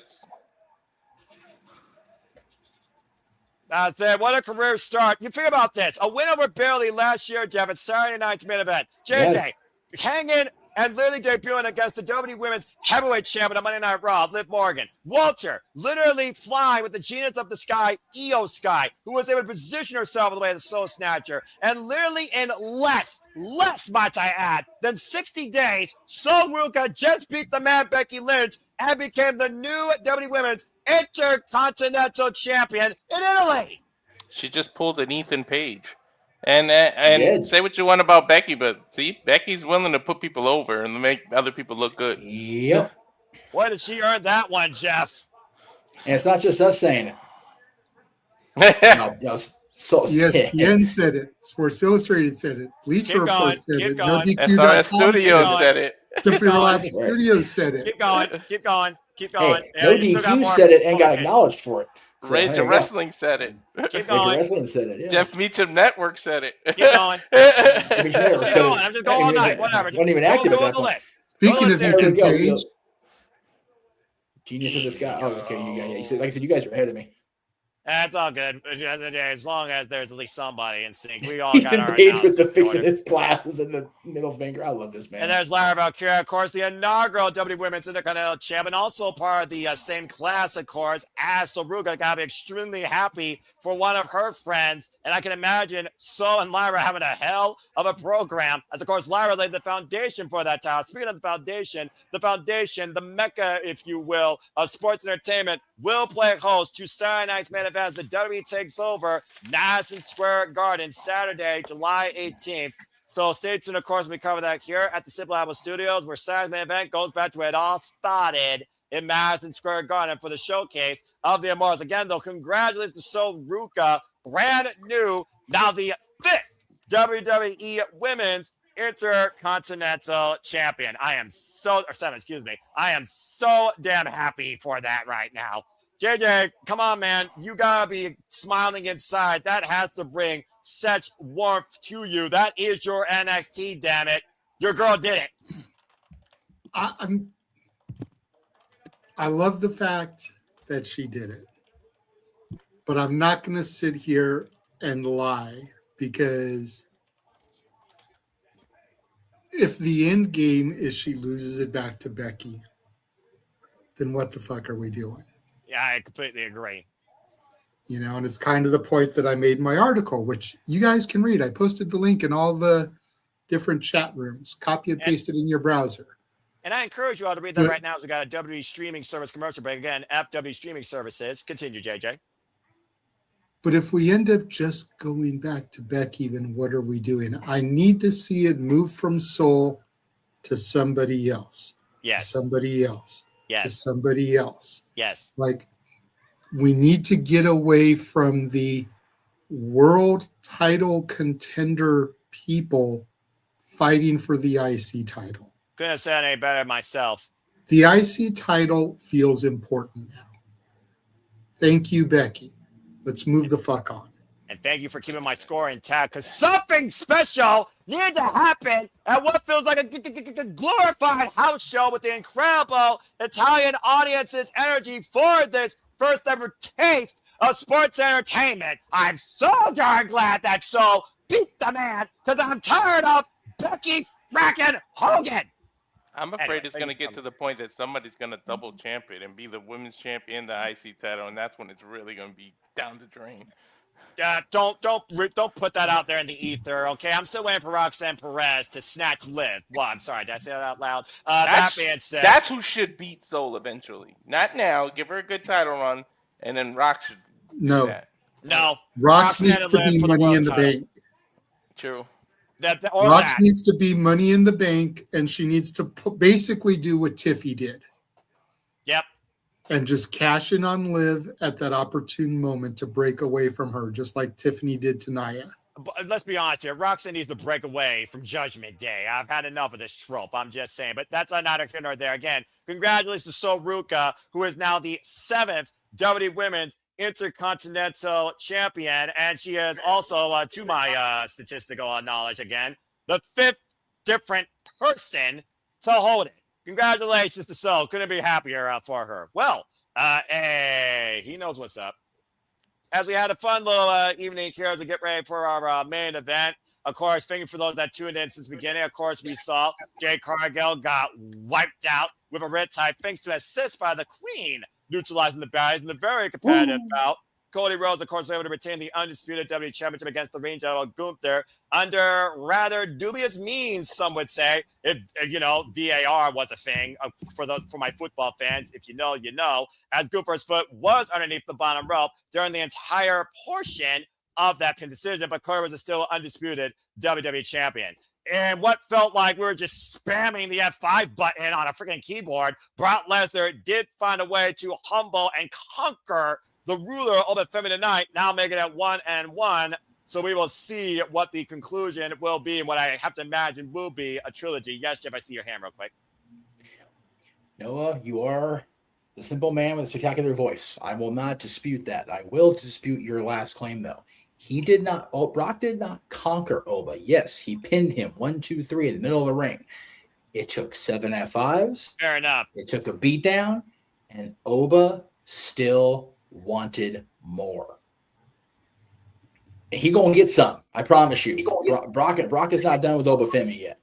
I don't think Oba's done with Brock. I don't think neither man's done with either. But at the end of the day, who got the 3 count? I'm just saying. And it wasn't for that Kimura. I think it would have been a very different result. So I respect your outlook because at the end of the day, neither man looked beaten. Both men just wanted more. We might as well just made it 2 out of 3 falls, in my opinion. And of course, as we just saw, thank you, JJ. So Ruca snatched the soul of the man, Becky Lynch, perfectly. Give the freaking judges scores a 10 across the board and became the brand new WWE Women's Intercontinental Champion. On a fun little eve from Italy, it all comes down to this. We get ready to return here to our main event. Roman Reigns, Fatu World Heavyweight Championship, Tribal Combat. I think Brock might have just conquered his own demons, is what he conquered. But damn sure. I think that's a fair assessment. Yeah.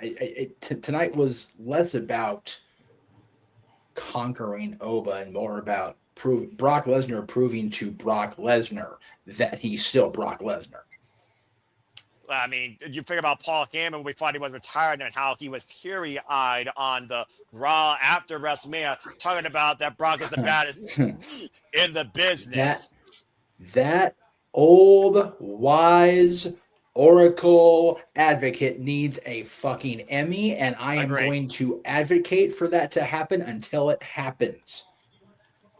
That man is deserving of all the Emmys. This is interesting. Now, of course, I can't do this, but of course, we try to cover more tournaments here. Allow me to bring this programming note to you. Special start time, 2 p.m. Eastern Standard Time tomorrow. The King and the Queen of the Ring tournaments begin as the brackets will be revealed in the post-show today after Clash in Italy concludes. So, of course, it has to begin the day that I have an opening shift. Well, hey, I get to watch Raw tomorrow. I didn't think I was going to get to watch Raw, but I don't work till like later tomorrow night, so I'm here for it. Hey, you can do the commentary then, Jeff. With who? Walter?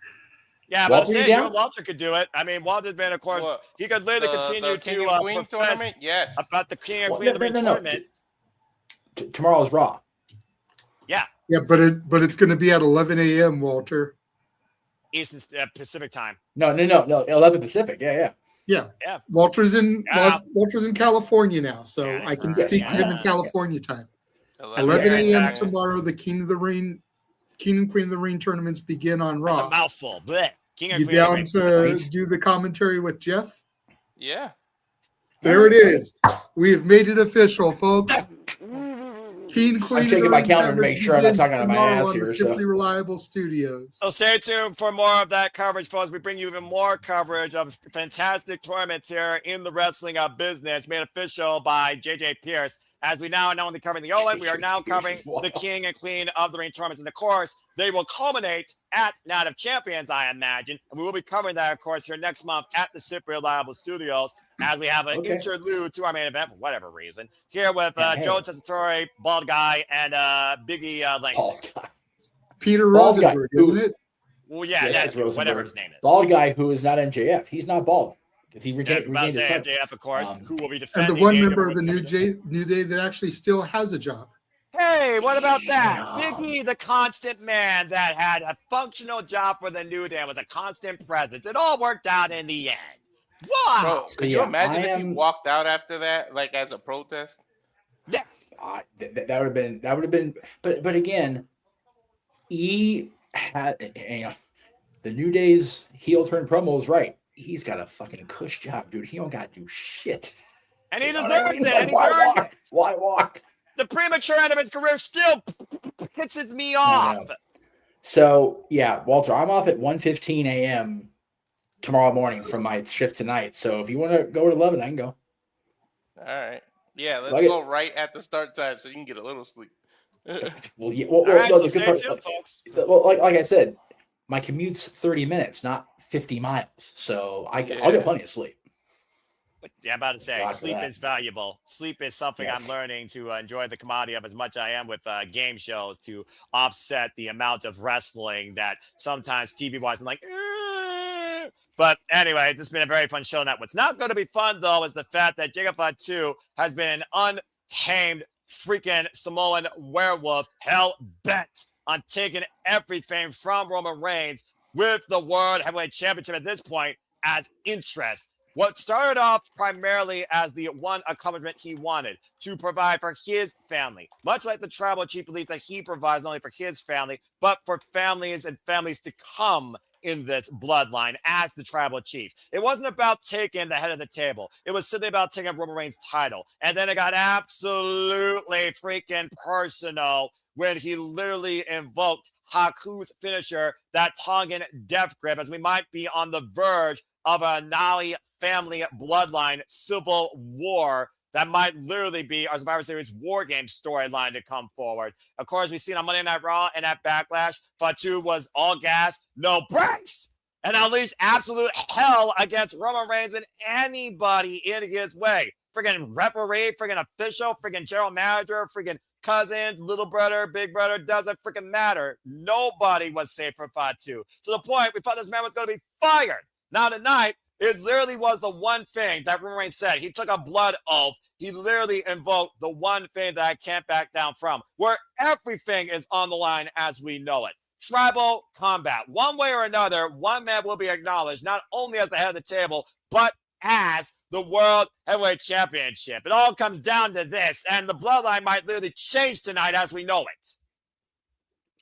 This is something that I was worried about the outcome of this match prior to the Intercontinental match. Sol Ruca winning lets me believe that Roman's going to retain, but I will not be surprised if there is a title change on more than one front here, because not only is the world title on the line, but the title of tribal chief is on the line. And does Roman take his usual hiatus? Or are we going to see him abdicate the head of the table? Very curious what happens here. Very invested. Well, Walter, to that point, though, can you imagine what Jacob Fatu said? Either way, he knows he has a job, so if he loses, he must serve Roman. Can you imagine Roman, though, serving Jacob Fatu, or the Usos, anybody for that matter, serving or acknowledging Jacob Fatu, though, as the head of a table? That's a very real reality that could happen tonight in Italy. He would have to, and he's usually a man of his word, but I don't know, back-to-back title changes? It's been done before, but we'll see. But, I mean, I'm not going to say Jacob has zero chance, because everybody has 50-50 when it's a one-on-one, but I really don't see them doing it. But, you know, it'll be a pleasant surprise if they do. And, of course, JJ, to that point, Roman Reigns doesn't want the Usos to serve him. He wants them to be beside him on the same lines, on the same front. And they have been since Roman Reigns won the World Heavyweight Championship at WrestleMania against CM Punk. But it's also one of those things of being tribal combat. The jury is out because, again, the Usos have been assaulted by little cousin, by little brother. So I wonder if the Usos would do this, either on Roman's behalf or their own, for the sake of the bloodline tonight. Again, it's more than just the championship. It's the bloodline as we know it. Fair, but every match Roman has won since becoming World Heavyweight Champion, he's had no outside interference. To his credit. So I would like to see him keep with that tradition here tonight. However, that said, let's not forget that 4 years ago at the first Clash at the Castle was the debut of one Solo Sikoa. Could history repeat itself? There are plenty members of the Inalpi Fatu family that are out there for the snatching, to steal a pun from the new Intercontinental Champion. Could we see a debut here this evening? It's true. The Anoa'i and the Fatu families are like the Waynes of entertainment. They're just never gonna run out, dude. There's Waynes Bro, are. I love that family. I'm not trying to get any heat with the Samoan dynasty, but they breed like cockroaches. I mean, it's like Fibonacci's number when it comes to how rabbits multiply. For every one Samoan, there's 2 or 3 other hard-headed ones that are just waiting to grace you on the friggin' bloodline in WWE. As we know it, there's no end in sight, but there very well could be a changing of the guard here tonight. To your point, though, it is tribal combat. The pride of the tribal chief himself, more than just the Ula Fala, it is the position, it is the responsibility, it is the guardianship, it is the World Heavyweight Championship. It is everything that Roman Reigns has worked for in his career and in his life, as we know it. On the line tonight against what really was a rabid outsider that only wanted the riches and might take everything that comes with it. I gotta do that comparison. I'm gonna do the Anoa'i tree and the Waynes tree, because the Waynes in acting and comedy are the same thing. It's just like, holy shit, there's a bunch of them. As long as they keep fucking, ain't no stopping. Accurate. And I've already seen Fatu too at SummerSlam 2024, and we all know he's been very vocal about this bloodline relationship. To that point, Lance Noy is another one as well. Shamaluda is another one as well. And for all we know, there's another Samoan we never even heard of that could be on the prowl as well. The other problem is I don't know why you keep having twins and triplets in their damn family. Right?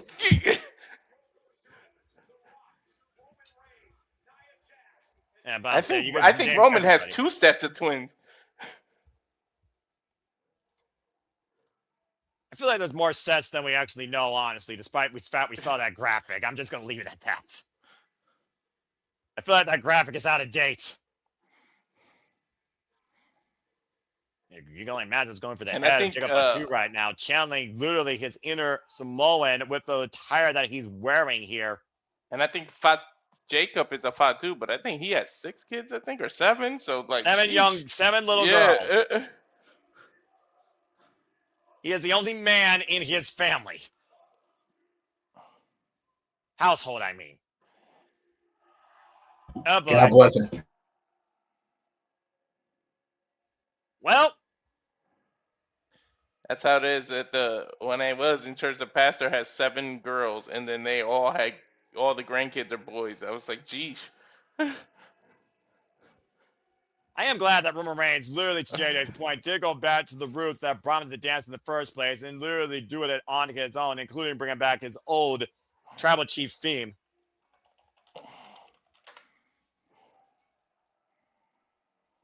Yeah, boy. You know, after WrestleMania, the fact that Femi was the first name mentioned on the post, so Jacob Fatu was the furthest thing from my mind to be involved in this championships conversation. And yet here we are, literally a month and 2 weeks later at Tribal Combat.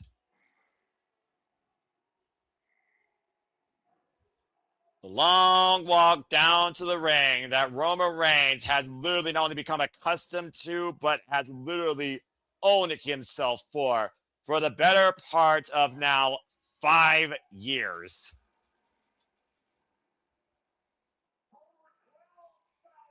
Roman and Gunther, like it's more rare to see them without titles around their waist than with.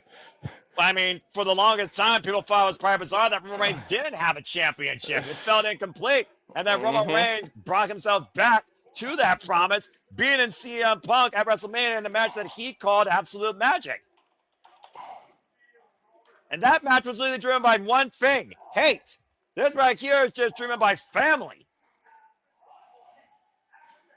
It might be a little hate in this one now too. Well, at the end of the day, there may be hatred, but I know one thing's for certain: there will be humility, because regardless, the result is going to be one person leaves as champion and also the tribal chief. I don't know. I don't know if Jacob would end up being on his side, but I know Jacob's somebody you want with you than against you.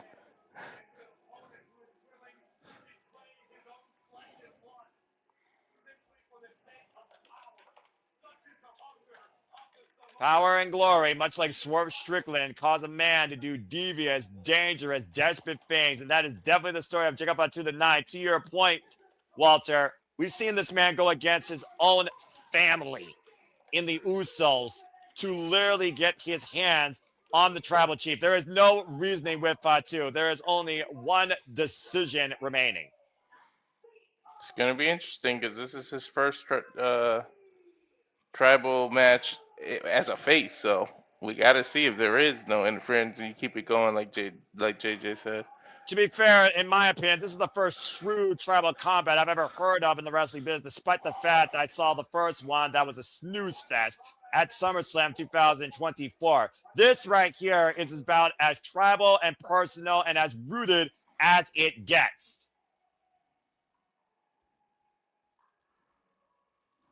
A man with everything, and a man that just wanted something that might literally gain everything. A man with everything. One man has everything to lose. One man has everything to gain. Yeah, who's more dangerous in that situation, though? Roman Reigns and the degree of responsibility that he holds, or Jacob Fatu and what he wants to earn besides the gold? And shout out to the 300 plus of you as I just acknowledge that number real quick as you all continue to make this possible to persist and pursue and the passion to continue to perpetuate here as we get ready for our main event here this evening from Clash in Italy. There we go with the chance. Well, soon enough, it might be the last time you acknowledge him. And at the end of the day, Walter, to your point, some people might call it a foregone conclusion. 99 out of 100 times you might call it a foregone conclusion because how you bet against Roman Reigns. But the fact of the matter is there is never a 100% certainty when it comes to what happens inside that ring, especially against the tribal chief. And Jacob is one dangerous individual. Took an entire army to last beat Roman Reigns. Let's see if Jacob Fatu can do it on his own in tribal combat.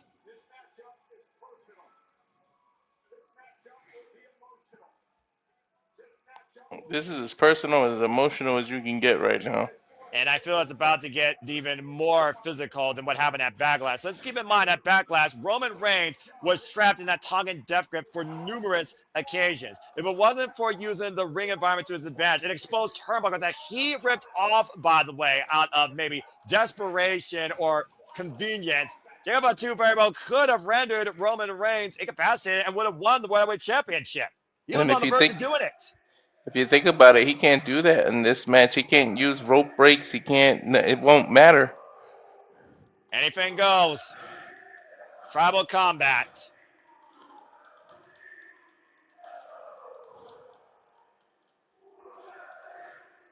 Very unique chants here. What the hell are they chanting? Plus.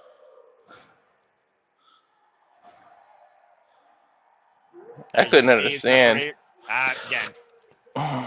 Different type of crowd here, folks.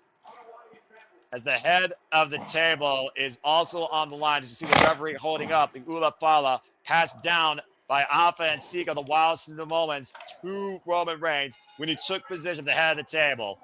The bell Reigns just rang. Officially underway. Here we go. Big fight feel. Might as well call it the Clash of Cousins. Right? Clash of Cousins and Clash of Italy in our main event for Dude, everything as we know it. I feel bad for any of the kids in this family that ever had to do like those family projects they used to make us do. Like you would fucking never stop with this family. Well, but the problem is the family tree thing. The Rock had one displayed in Vegas a couple years ago. It's like, boop, copy paste done. I got this technology. shit. Conveniences of technology without Ancestry.com, according to Jeff. Don't need ancestry. The final boss provides. And fair enough. Jacob Fatu, of course, former W United States champion, former MLW National Openweight champion, House of Glory Heavyweight champion, an MLW World Heavyweight champion, a reformed man that served his time behind bars, as that past no longer defines him, but the future may very well be written for him tonight. And he never runs or hides from that and makes no excuses about that past life. Drew McIntyre learned that the hard way at WrestleMania, to your point, where Jacob Fatu knows how to handle himself in unsanctioned fights. Mm-hmm. Another time here in the early going as these two men lock him. And of course, we saw the testament of strength and fortitude that Jacob Fatu was able to show and produce against Roman Reigns at Backlash.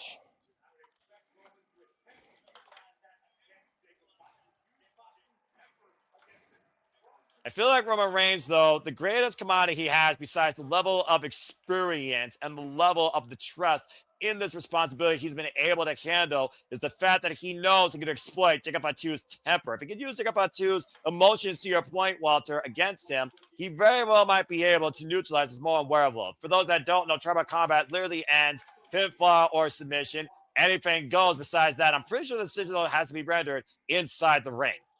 Inside headlock being applied here. Would help with a graphic or someone actually saying that officially. Shoulder block there. As Fatu takes Roman Reigns down for the moment. Now Fatu up the ropes to drop down. Of course, Fatu saying that you didn't call me. And Solo Sikoa was the one that gave me this opportunity, but Roman Reigns was the one that said he signed off on that. And to your point earlier, anger is a double-edged sword because it can fuel you, but it can also damn sure work against you because you make dumb emotional decisions. And again, neither man could afford to make the mistake that cost them everything here tonight. There is no tomorrow the same way for either man, regardless of result. One man serves the other. One man is the world heavyweight champion. One man is the one that you will acknowledge, period. Bro, what a sight that would be, though, for Roman to have to acknowledge someone else after all these years of telling people to acknowledge me. Only one other man that tried to make Roman Reigns acknowledge him. And again, to your point, that was his own blood, Jey Uso. But of course, Roman Reigns was able to beat Jey in tribal combat that night a few years ago at SummerSlam when Jimmy Uso cost him that night. And it's right now going for that talking death grip. Immediately they're going, and Roman sense of urgency rolls to the outside. And Jacob Fatu right now looking to follow through, dive in the outside. Let's also keep in mind here, there was speculation, JJ, that Jacob Fatu was injured prior to this match tonight. Not able to go in at 100% for the task at hand here, but so far not showing any signs of lingering damage, injury, or possible vulnerabilities. This is not one match you want to go anything less than 100% into. Well, it's not even a match at this point. You might as well just call it a fight. Now, both men going into the WWE Universe on the outside. Watch out, kid. A battle or a war, basically. A fight was Brock and Oba. This is a freaking tribal war. Fair enough. Still probably going to be just as physical as they're amongst the 12,000 plus sellout here inside this arena. And Roman Reigns, of course, who's done everything his entire WWE career. Of course, formerly known as Roman Liake, or, of course, real name Joe Anali. Just a man proud to be a father and providing for his family, his wife, his kids, and everything else in between, and everyone else to come. Now just driving down his fist to Jacob Fatu's head here. Record-setting, of course, time as the undisputed WWE Universal Heavyweight Champion, 1,316 days, former Intercontinental United States, and, of course, Tag Team Champion. And remember, there's nothing anyone can do about any of this. The referee literally is just there to count the 3 or see if somebody taps out. And again, Roman Reigns driven head first into the railing. Oh, I think he hit the corner too. As this fight continues on here. It's a nice See arena, that? by the way. Good spacing. You can see that extra protective glass because you know how it is in soccer stadiums. We've literally seen shit collapse in Europe from people being so excited. I'm about to say, people think hockey is a sport that's driven by adrenaline. They haven't seen a football game yet. Especially in Italy. In Europe, period. You kidding me? Yeah, hell yeah. Fucking Brazil. Over by the concession stand. And now Roman Reigns is grabbing a bucket of ice. Brandon the Samoan Werewolf. I didn't think this was going to become a concession brawl. Couple of free snacks there by the Tribal Chief. Always giving back, as he says, to the WWE Universe. The fact of the matter, we haven't even seen CM Punk since that loss at WrestleMania and that message on Monday Night Raw. Speaks volumes as well to how much that match affects him. Roman Reigns right now just trying to find his bearings and turning face first into that unique medium partition on that stair rail. You know, for a match you consider that would be absolutely barbaric, downright violent, this has been pretty tame for two Samoans, I would say, who you thought would be tearing apart the arena at this point, let alone each other. Still early in the match, though. Yeah, that's true.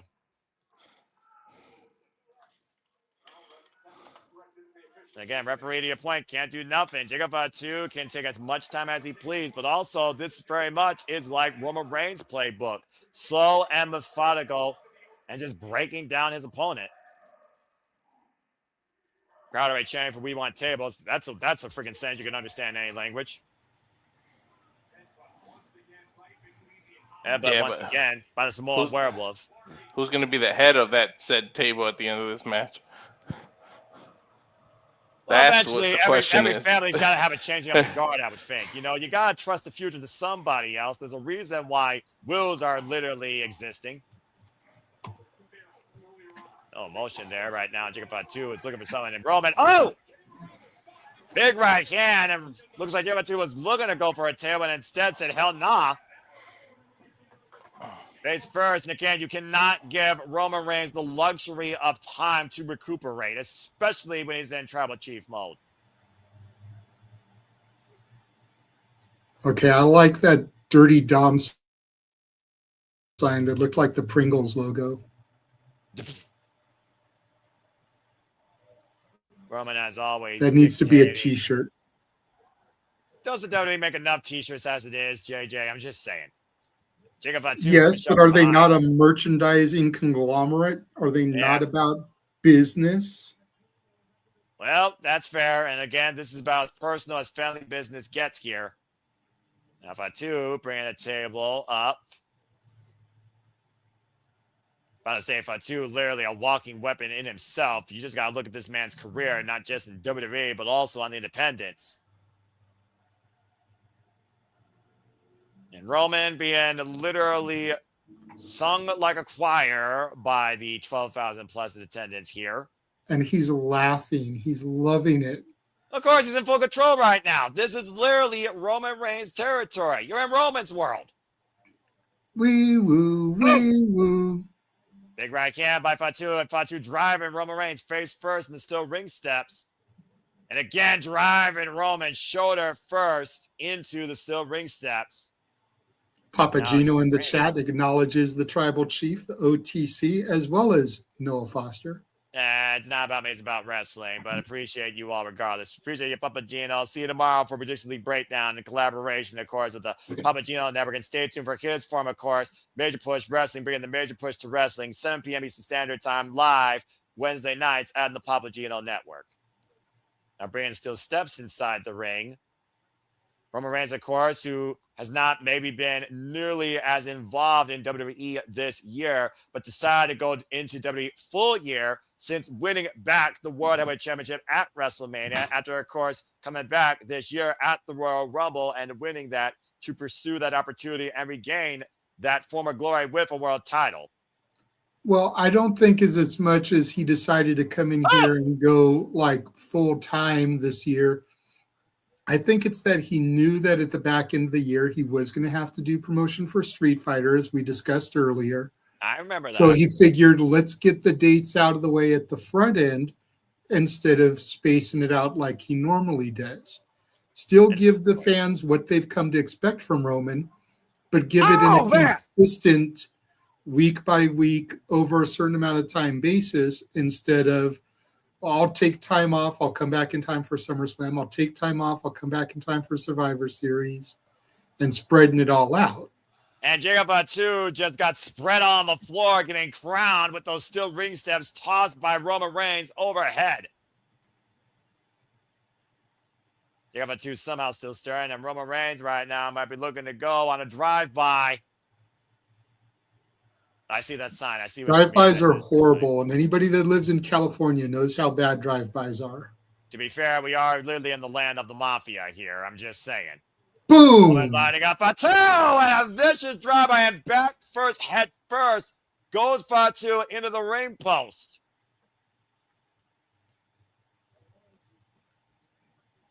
Range. I don't remember Akuma doing a drop kick like that, but I could be wrong. I was saying, took over the replay here again. Double impact, the whiplash effect against the side of Fatu's head and the back of his head against the steel ring post. You're more of a gamer than I am, Noah. Has Akuma ever done a drop kick like that? Only if you put the opponent in the corner. And mostly it's on Marvel vs. Capcom, not really the Street Fighter game. Okay. I'm about to say, they can't be as brutal in those Marvel games. They can't have Street Fighter, to be fair. Flying off the ropes with the lariat is Roman Reigns right now, taking advantage of Jacob Fatu, who's right now reeling.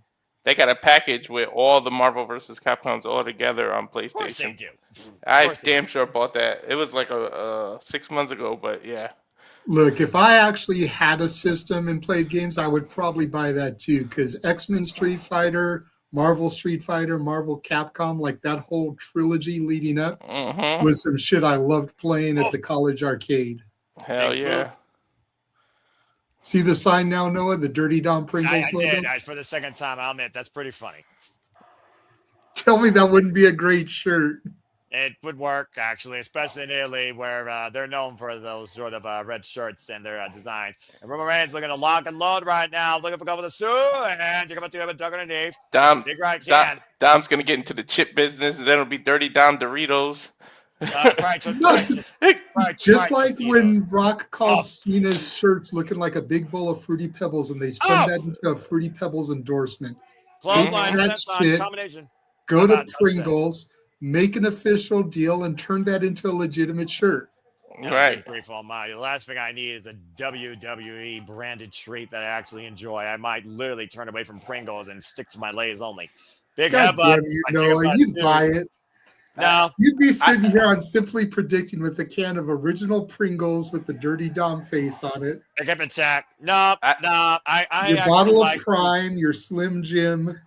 Oh, I stopped drinking Prime after freaking WrestleMania 39. I got tired of that stuff. Remember those little triangle Doritos, man? The 3D ones? Woo. Yes, the Doritos 3Ds. Yeah. Up. Oh, bro, a Superman punch. Roman the cover of the near leg. Take it to my Fatu. Dang. Sudden impact there by Roman Reigns. Besides, I already told you, I'm a Ritz Bits guy. Take a look at the replay here, though, as he threw him off the rope with a Papa Samoan drop and instead got dropped by a Superman punch out of midair.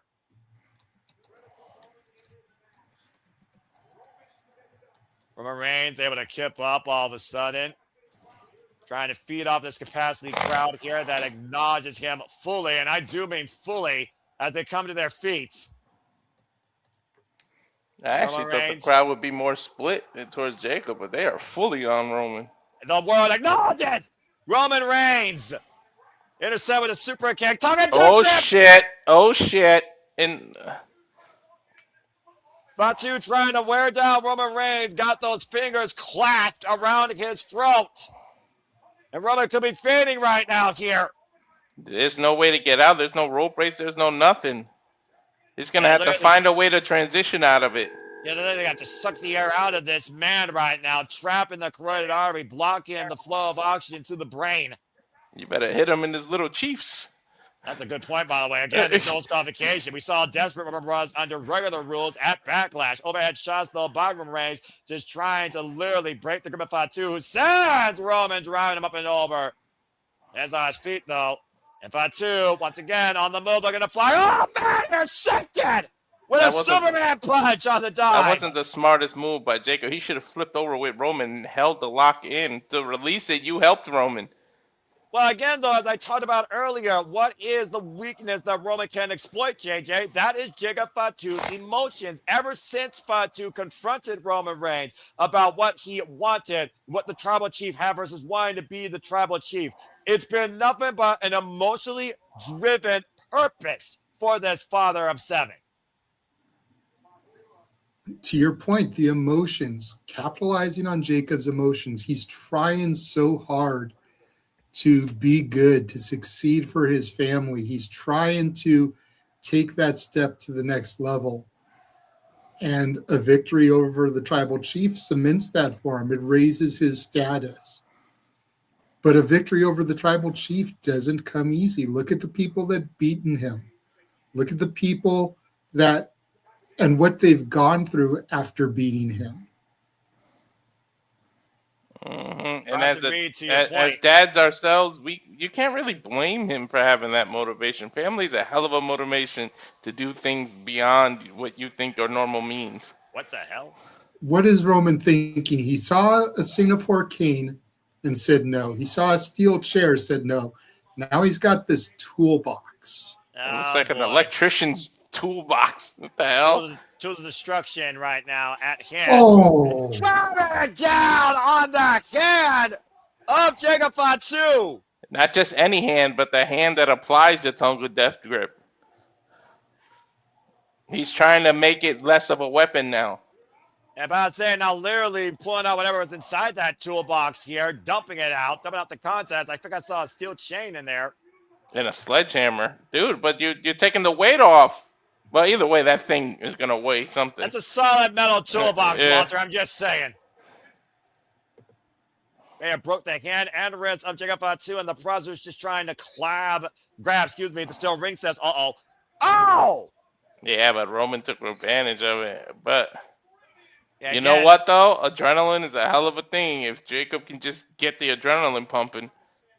Man, about to say, what strategy by Roman Reigns neutralizing Jacob Fatu's most lethal new weapon, constant assault and attack on that right hand, to your point, for the tongue and death grip, and now just teeing off against Fatu, leave him on the canvas. It's shit. Say what you want. That's intelligent as hell. To Walter's point, both cocaine and adrenaline are a hell of a drug. Again, when everything's at stake here, though, you need to throw everything against your opponent. You need to throw freaking conduct out of the window. And it's tribal combat. You don't have to show any decorum. This is where you can be your most savage. Paul Heyman used to warn us how dangerous Roman Reigns is when you literally try and threaten the livelihood of his family. And that's literally what Jacob Fatu's done here tonight. Roman hasn't read the wrestling proverbs. He who sets the table up goes through it. He just set that table up in the corner, probably going for a Superman punch or a spear into the table. Well, he's got Fatu squared up as Fatu right now might be turning around into a collision. Roman Reigns right now with the work. Oh, man, and Fatu immediately on the attack. Just colliding into Roman and follows up with a shade of Umaga with the running hip attack in the corner, crushing Roman Reigns. Again, though, the thing about Fatu, to your point about the strategy, how much damage does Fatu actually face or feel for the long term? We've seen how quick this man can recover, and uh-oh. He's going to hit a running hip attack, isn't And he? speaking of quickness, by the way, Roman Reigns was on the blunt end of this alongside his cousins, the Usos, on the Monday Night Raw, just literally 2 weeks ago, 3 weeks ago, to your point. Still trying to get feeling back in that kid right now. And Jacob Fatu right now on the move, and Roman Reigns runs into him with a Superman punch. And he ran into it. On top of that, more momentum for Roman. That's the third time now this match that Roman Reigns has intercepted Jacob Fatu freaking offense with a Superman punch. It's almost like it's kryptonite at this point. Oh, TC. Exhausted Roman Reigns, though, as you can see him right there. But if he goes crazy, Noah, will you still call him Superman? Or be his kryptonite? Now, Roman Reigns right now maybe squaring up Jacob Fatu for his own running. Spear through the barricade! Oh my God, the security was calling to that. Yeah, security crushed underneath that partition. Yeah, they're workers. They know how to take bumps. Uh-huh. Well, they're paid to keep the peace, and there will be no peace here as they endure the chaos. Roman's got to be exhausted. So you guys got to remember, he is on a permanent medication to keep leukemia in remission. So that medicine will wear you the hell out. The longer a match goes, the more exhaustion he has. Yep. Ooh, and Roman Reigns again with the war cry. Spear! Cover to retain the title! Kick out 2.5 by Fatu. Bro, that was literally the last second you can kick out. Thank you, Walter. You mentioned his medication. I forgot to take my antibiotic today. So I just took that shit real quick. I'm about to say, JJ, please take care of yourself from it. To anybody out there, take care of yourselves to protect. Well, I've only got 3 more pills that I have to take. I'm almost done taking them. It's because this event started so early it threw you off your normal regimen. Yeah, accurate. And speaking of being thrown off, Jacob Fatu's been thrown off his game, Seriously, especially with 2 of those I spears. woke up, took a shower. Oh. I woke up, took a shower, filmed something I needed to film, corresponded with some people via Messenger, and then jumped in here. Like, I completely was off my shit today. Exactly. But shout out to the 320 of y'all that are watching us right now. Mind numbing. Right? And For this isn't even glorified house show, right, Noah? That's exactly what I was going to say. It's not even a big board. We got that many. Well, again, it's WWE. They're the most recognized brand on the planet. And it's also in the afternoon, not the evening. And it's also Sunday. And usually Sundays are a day of rest. Uh-oh. Noah. Okay. Deja vu, Noah. About to say. We were talking about Slim Jim earlier. See the Slim Jim table in the corner. And another turnbuckle exposed. And it looks like Roman Reigns might be turning the ring into his own lethal weapon. Well, it's tribal combat. It's all legal. Surprised it took it this long, though. But again, I don't think Roman Reigns necessarily needs to do this. But at the end of the day, it might be what he wants to do now. Because, again, Jacob Fatu is barely stirring. But the irony, if Jacob can use that against him, remember, this is how Roman defended the title. I'll tell you that again applied. Again, though, the fingers, the damage done to the hand, clearly being seen here, to your point, Walter. Superman punch! And Fatu, though, somehow literally willing it off. And again, runs to another Superman punch. And what the hell is this werewolf on? He didn't hulk up. He tongued up. Face first in the exposed turnbuckle, though, and another exposed turnbuckle. Roman Reigns on the move and on the attack and off the ropes. Spear by Fatu! With Roman on the run-in, cover! Backwards leg kick out 2 by Roman. He hit a rotating spear. The way that Roman hooked Jacob's arm as he kicked out, I thought he was going to backslide him there. Yeah, me too. Yeah, again, too much taken If they out of show both it here these in the men. replay, watch. See the way he hooked the arm? I thought he was going to slide him over and get the 3 count that way. Well, clearly a lot's been taken out of both these men, JJ, but that would have been a great countermeasure, but Roman Reigns was unable to capitalize off that sudden impact. And now Fatu looking to spring up to the top rope with that big moonsault crashes into the canvas. That's why they call it high risk. Disastrous move by Jacob Fatu, and Roman Reigns once again in the driver's seat in position. That table's still there, by the way. Roman Reigns again, though. Fatu in the center. Pop up. Samoa drop connects finally by Fatu.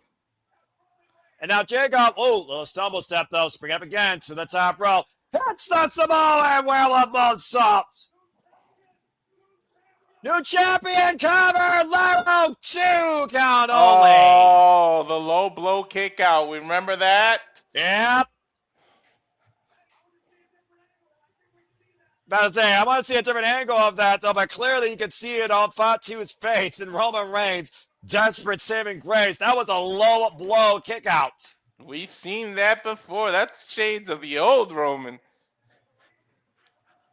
And at the end of the day, like I said, Tribal Combat, it's legal. Desperate, but legal. Let's take a look at the replay here. Fatu literally crawled in the cover, and yep, that was a straight up low blow to kick out of there.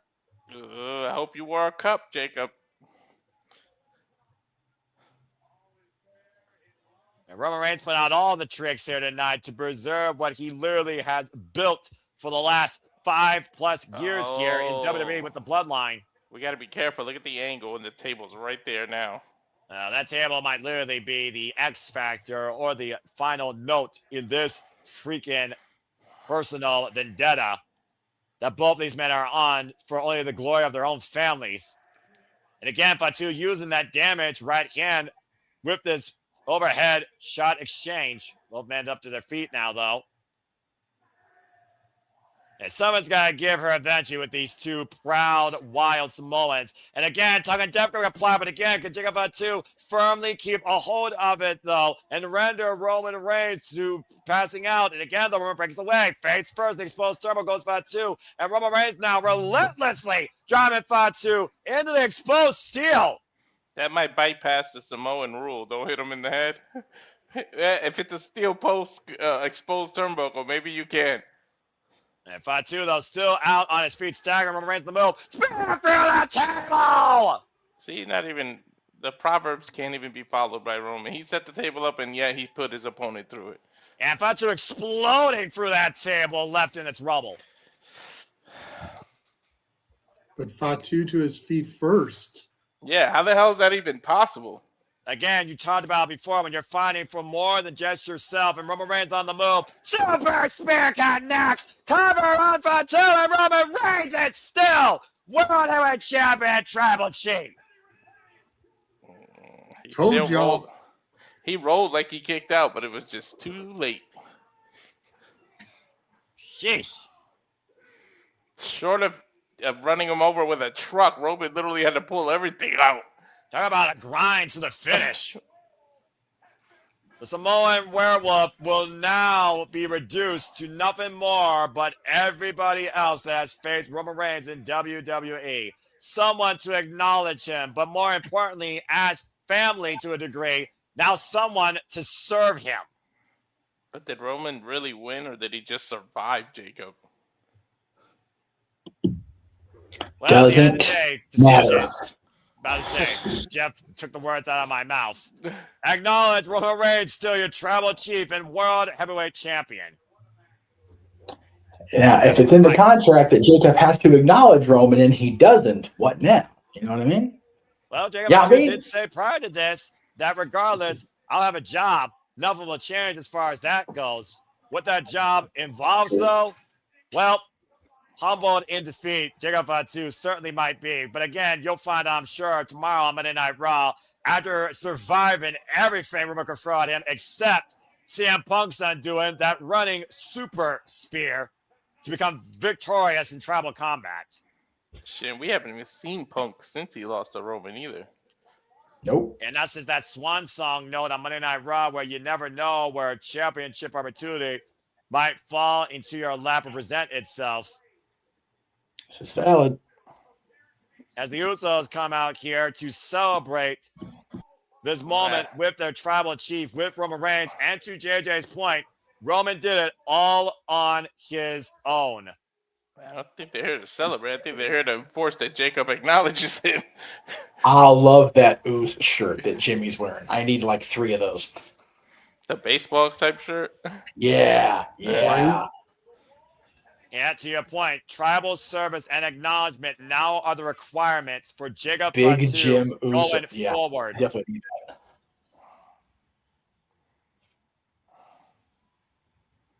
Jacob Fatu thought it was a hard time getting into here. It's going to be a hard time now living in here. Dude, his hand has got to be throbbing. Well, what's hurting him more, his hand or his heart? Both. Yeah, that's fair too. The answer is just yes. But just think about that. Jacob Fatu was always going to be the Anawahi that never made it to WWE. He was always that loose cannon. You could never predict what he was going to do. He was uncontrollable. And he just main evented one of the biggest shows of the year with Roman. So whatever happens with this acknowledgement and the attitudes or whatever, Jacob Fatu has main evented. Oh shit! The rest of the family.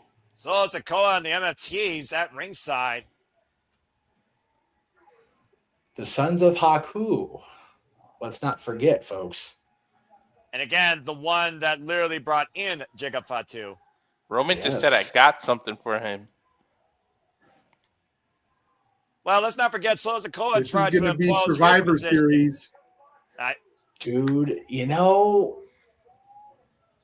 Roman's got, dude, you see that? Roman's walking away. He's finally got that tribal chief head of the table, cock of the walk back. Hell yeah, dude. But look at Jacob. He's standing at a fork in the road. Does he follow Roman and the Usos? Does he go back to Solo, or does he go a different direction? He only has one direction now, JJ, because he's signed on the dotted line. Talk about selling your soul out to the devil, according to Jacob Fatu's mind. He now serves Roman Reigns. I think he's more of a lone wolf. If he's a man of his word, he has to adhere to the contract that he signed. He is Jay's following. like, come on, let's go. At the end of the day, Jacob Fatu is more than a man. He is a father. At the end of the day, if you're going to provide for your family, you have to fulfill obligations that are met by your job. And now his job is serving the tribal chief. He's following Roman. Roman's just up in the camera's face, letting them know Roman Reigns is Roman Reigns. Jimmy seems conflicted. Jay's like, nah, let's go. This shit, let's go. Let's get up the ramp. And Jacob is walking up conflicted, and Solo and the Tongans are over there just stirring the shit without saying a word. I love how that ended. And it's funny because like that. Yeah, it ended just like that. And it was fucking beautiful. It's cinema, it's television, it's professional goddamn wrestling. Damn it. And Jeff, the irony is that a couple of years ago, it was Jay that was conflicted. Yeah. And he's within the family. And here we have the other side of the family now serving the tribal chief. That being said, as Clash in Italy comes to a close, thank you to the 326 of you that tuned in to our watch along this evening. Again, stay tuned for our particularly breakdown tomorrow night. Me and Papagino, last minute standard time. And as you heard by JJ Pierce, now official, we will be covering the King and Queen of the Ring tournament, and they start tomorrow. So stay tuned as Walter and Jeff take the microphone of commentary, of course. And we'll also talk about the brackets here for the King and Queen of the Ring tournaments and covering the opening matches. But for now, on this Sunday afternoon from the States, I bid you arrivederci. For Walter, JJ, and Jeff, and the Seminole Foster, thank you to the 326 plus of you that tune in. Until the next time we're on your feed or in and out of YouTube on your screen, make a pause and pat in life. Have a good night, and thank you for tuning in to our coverage this eve for Clash in Italy. Have a good one, folks, and JJ, cut the damn feed. Damn, Christopher Walken got old. On Sunday afternoon. Okay. Signing off.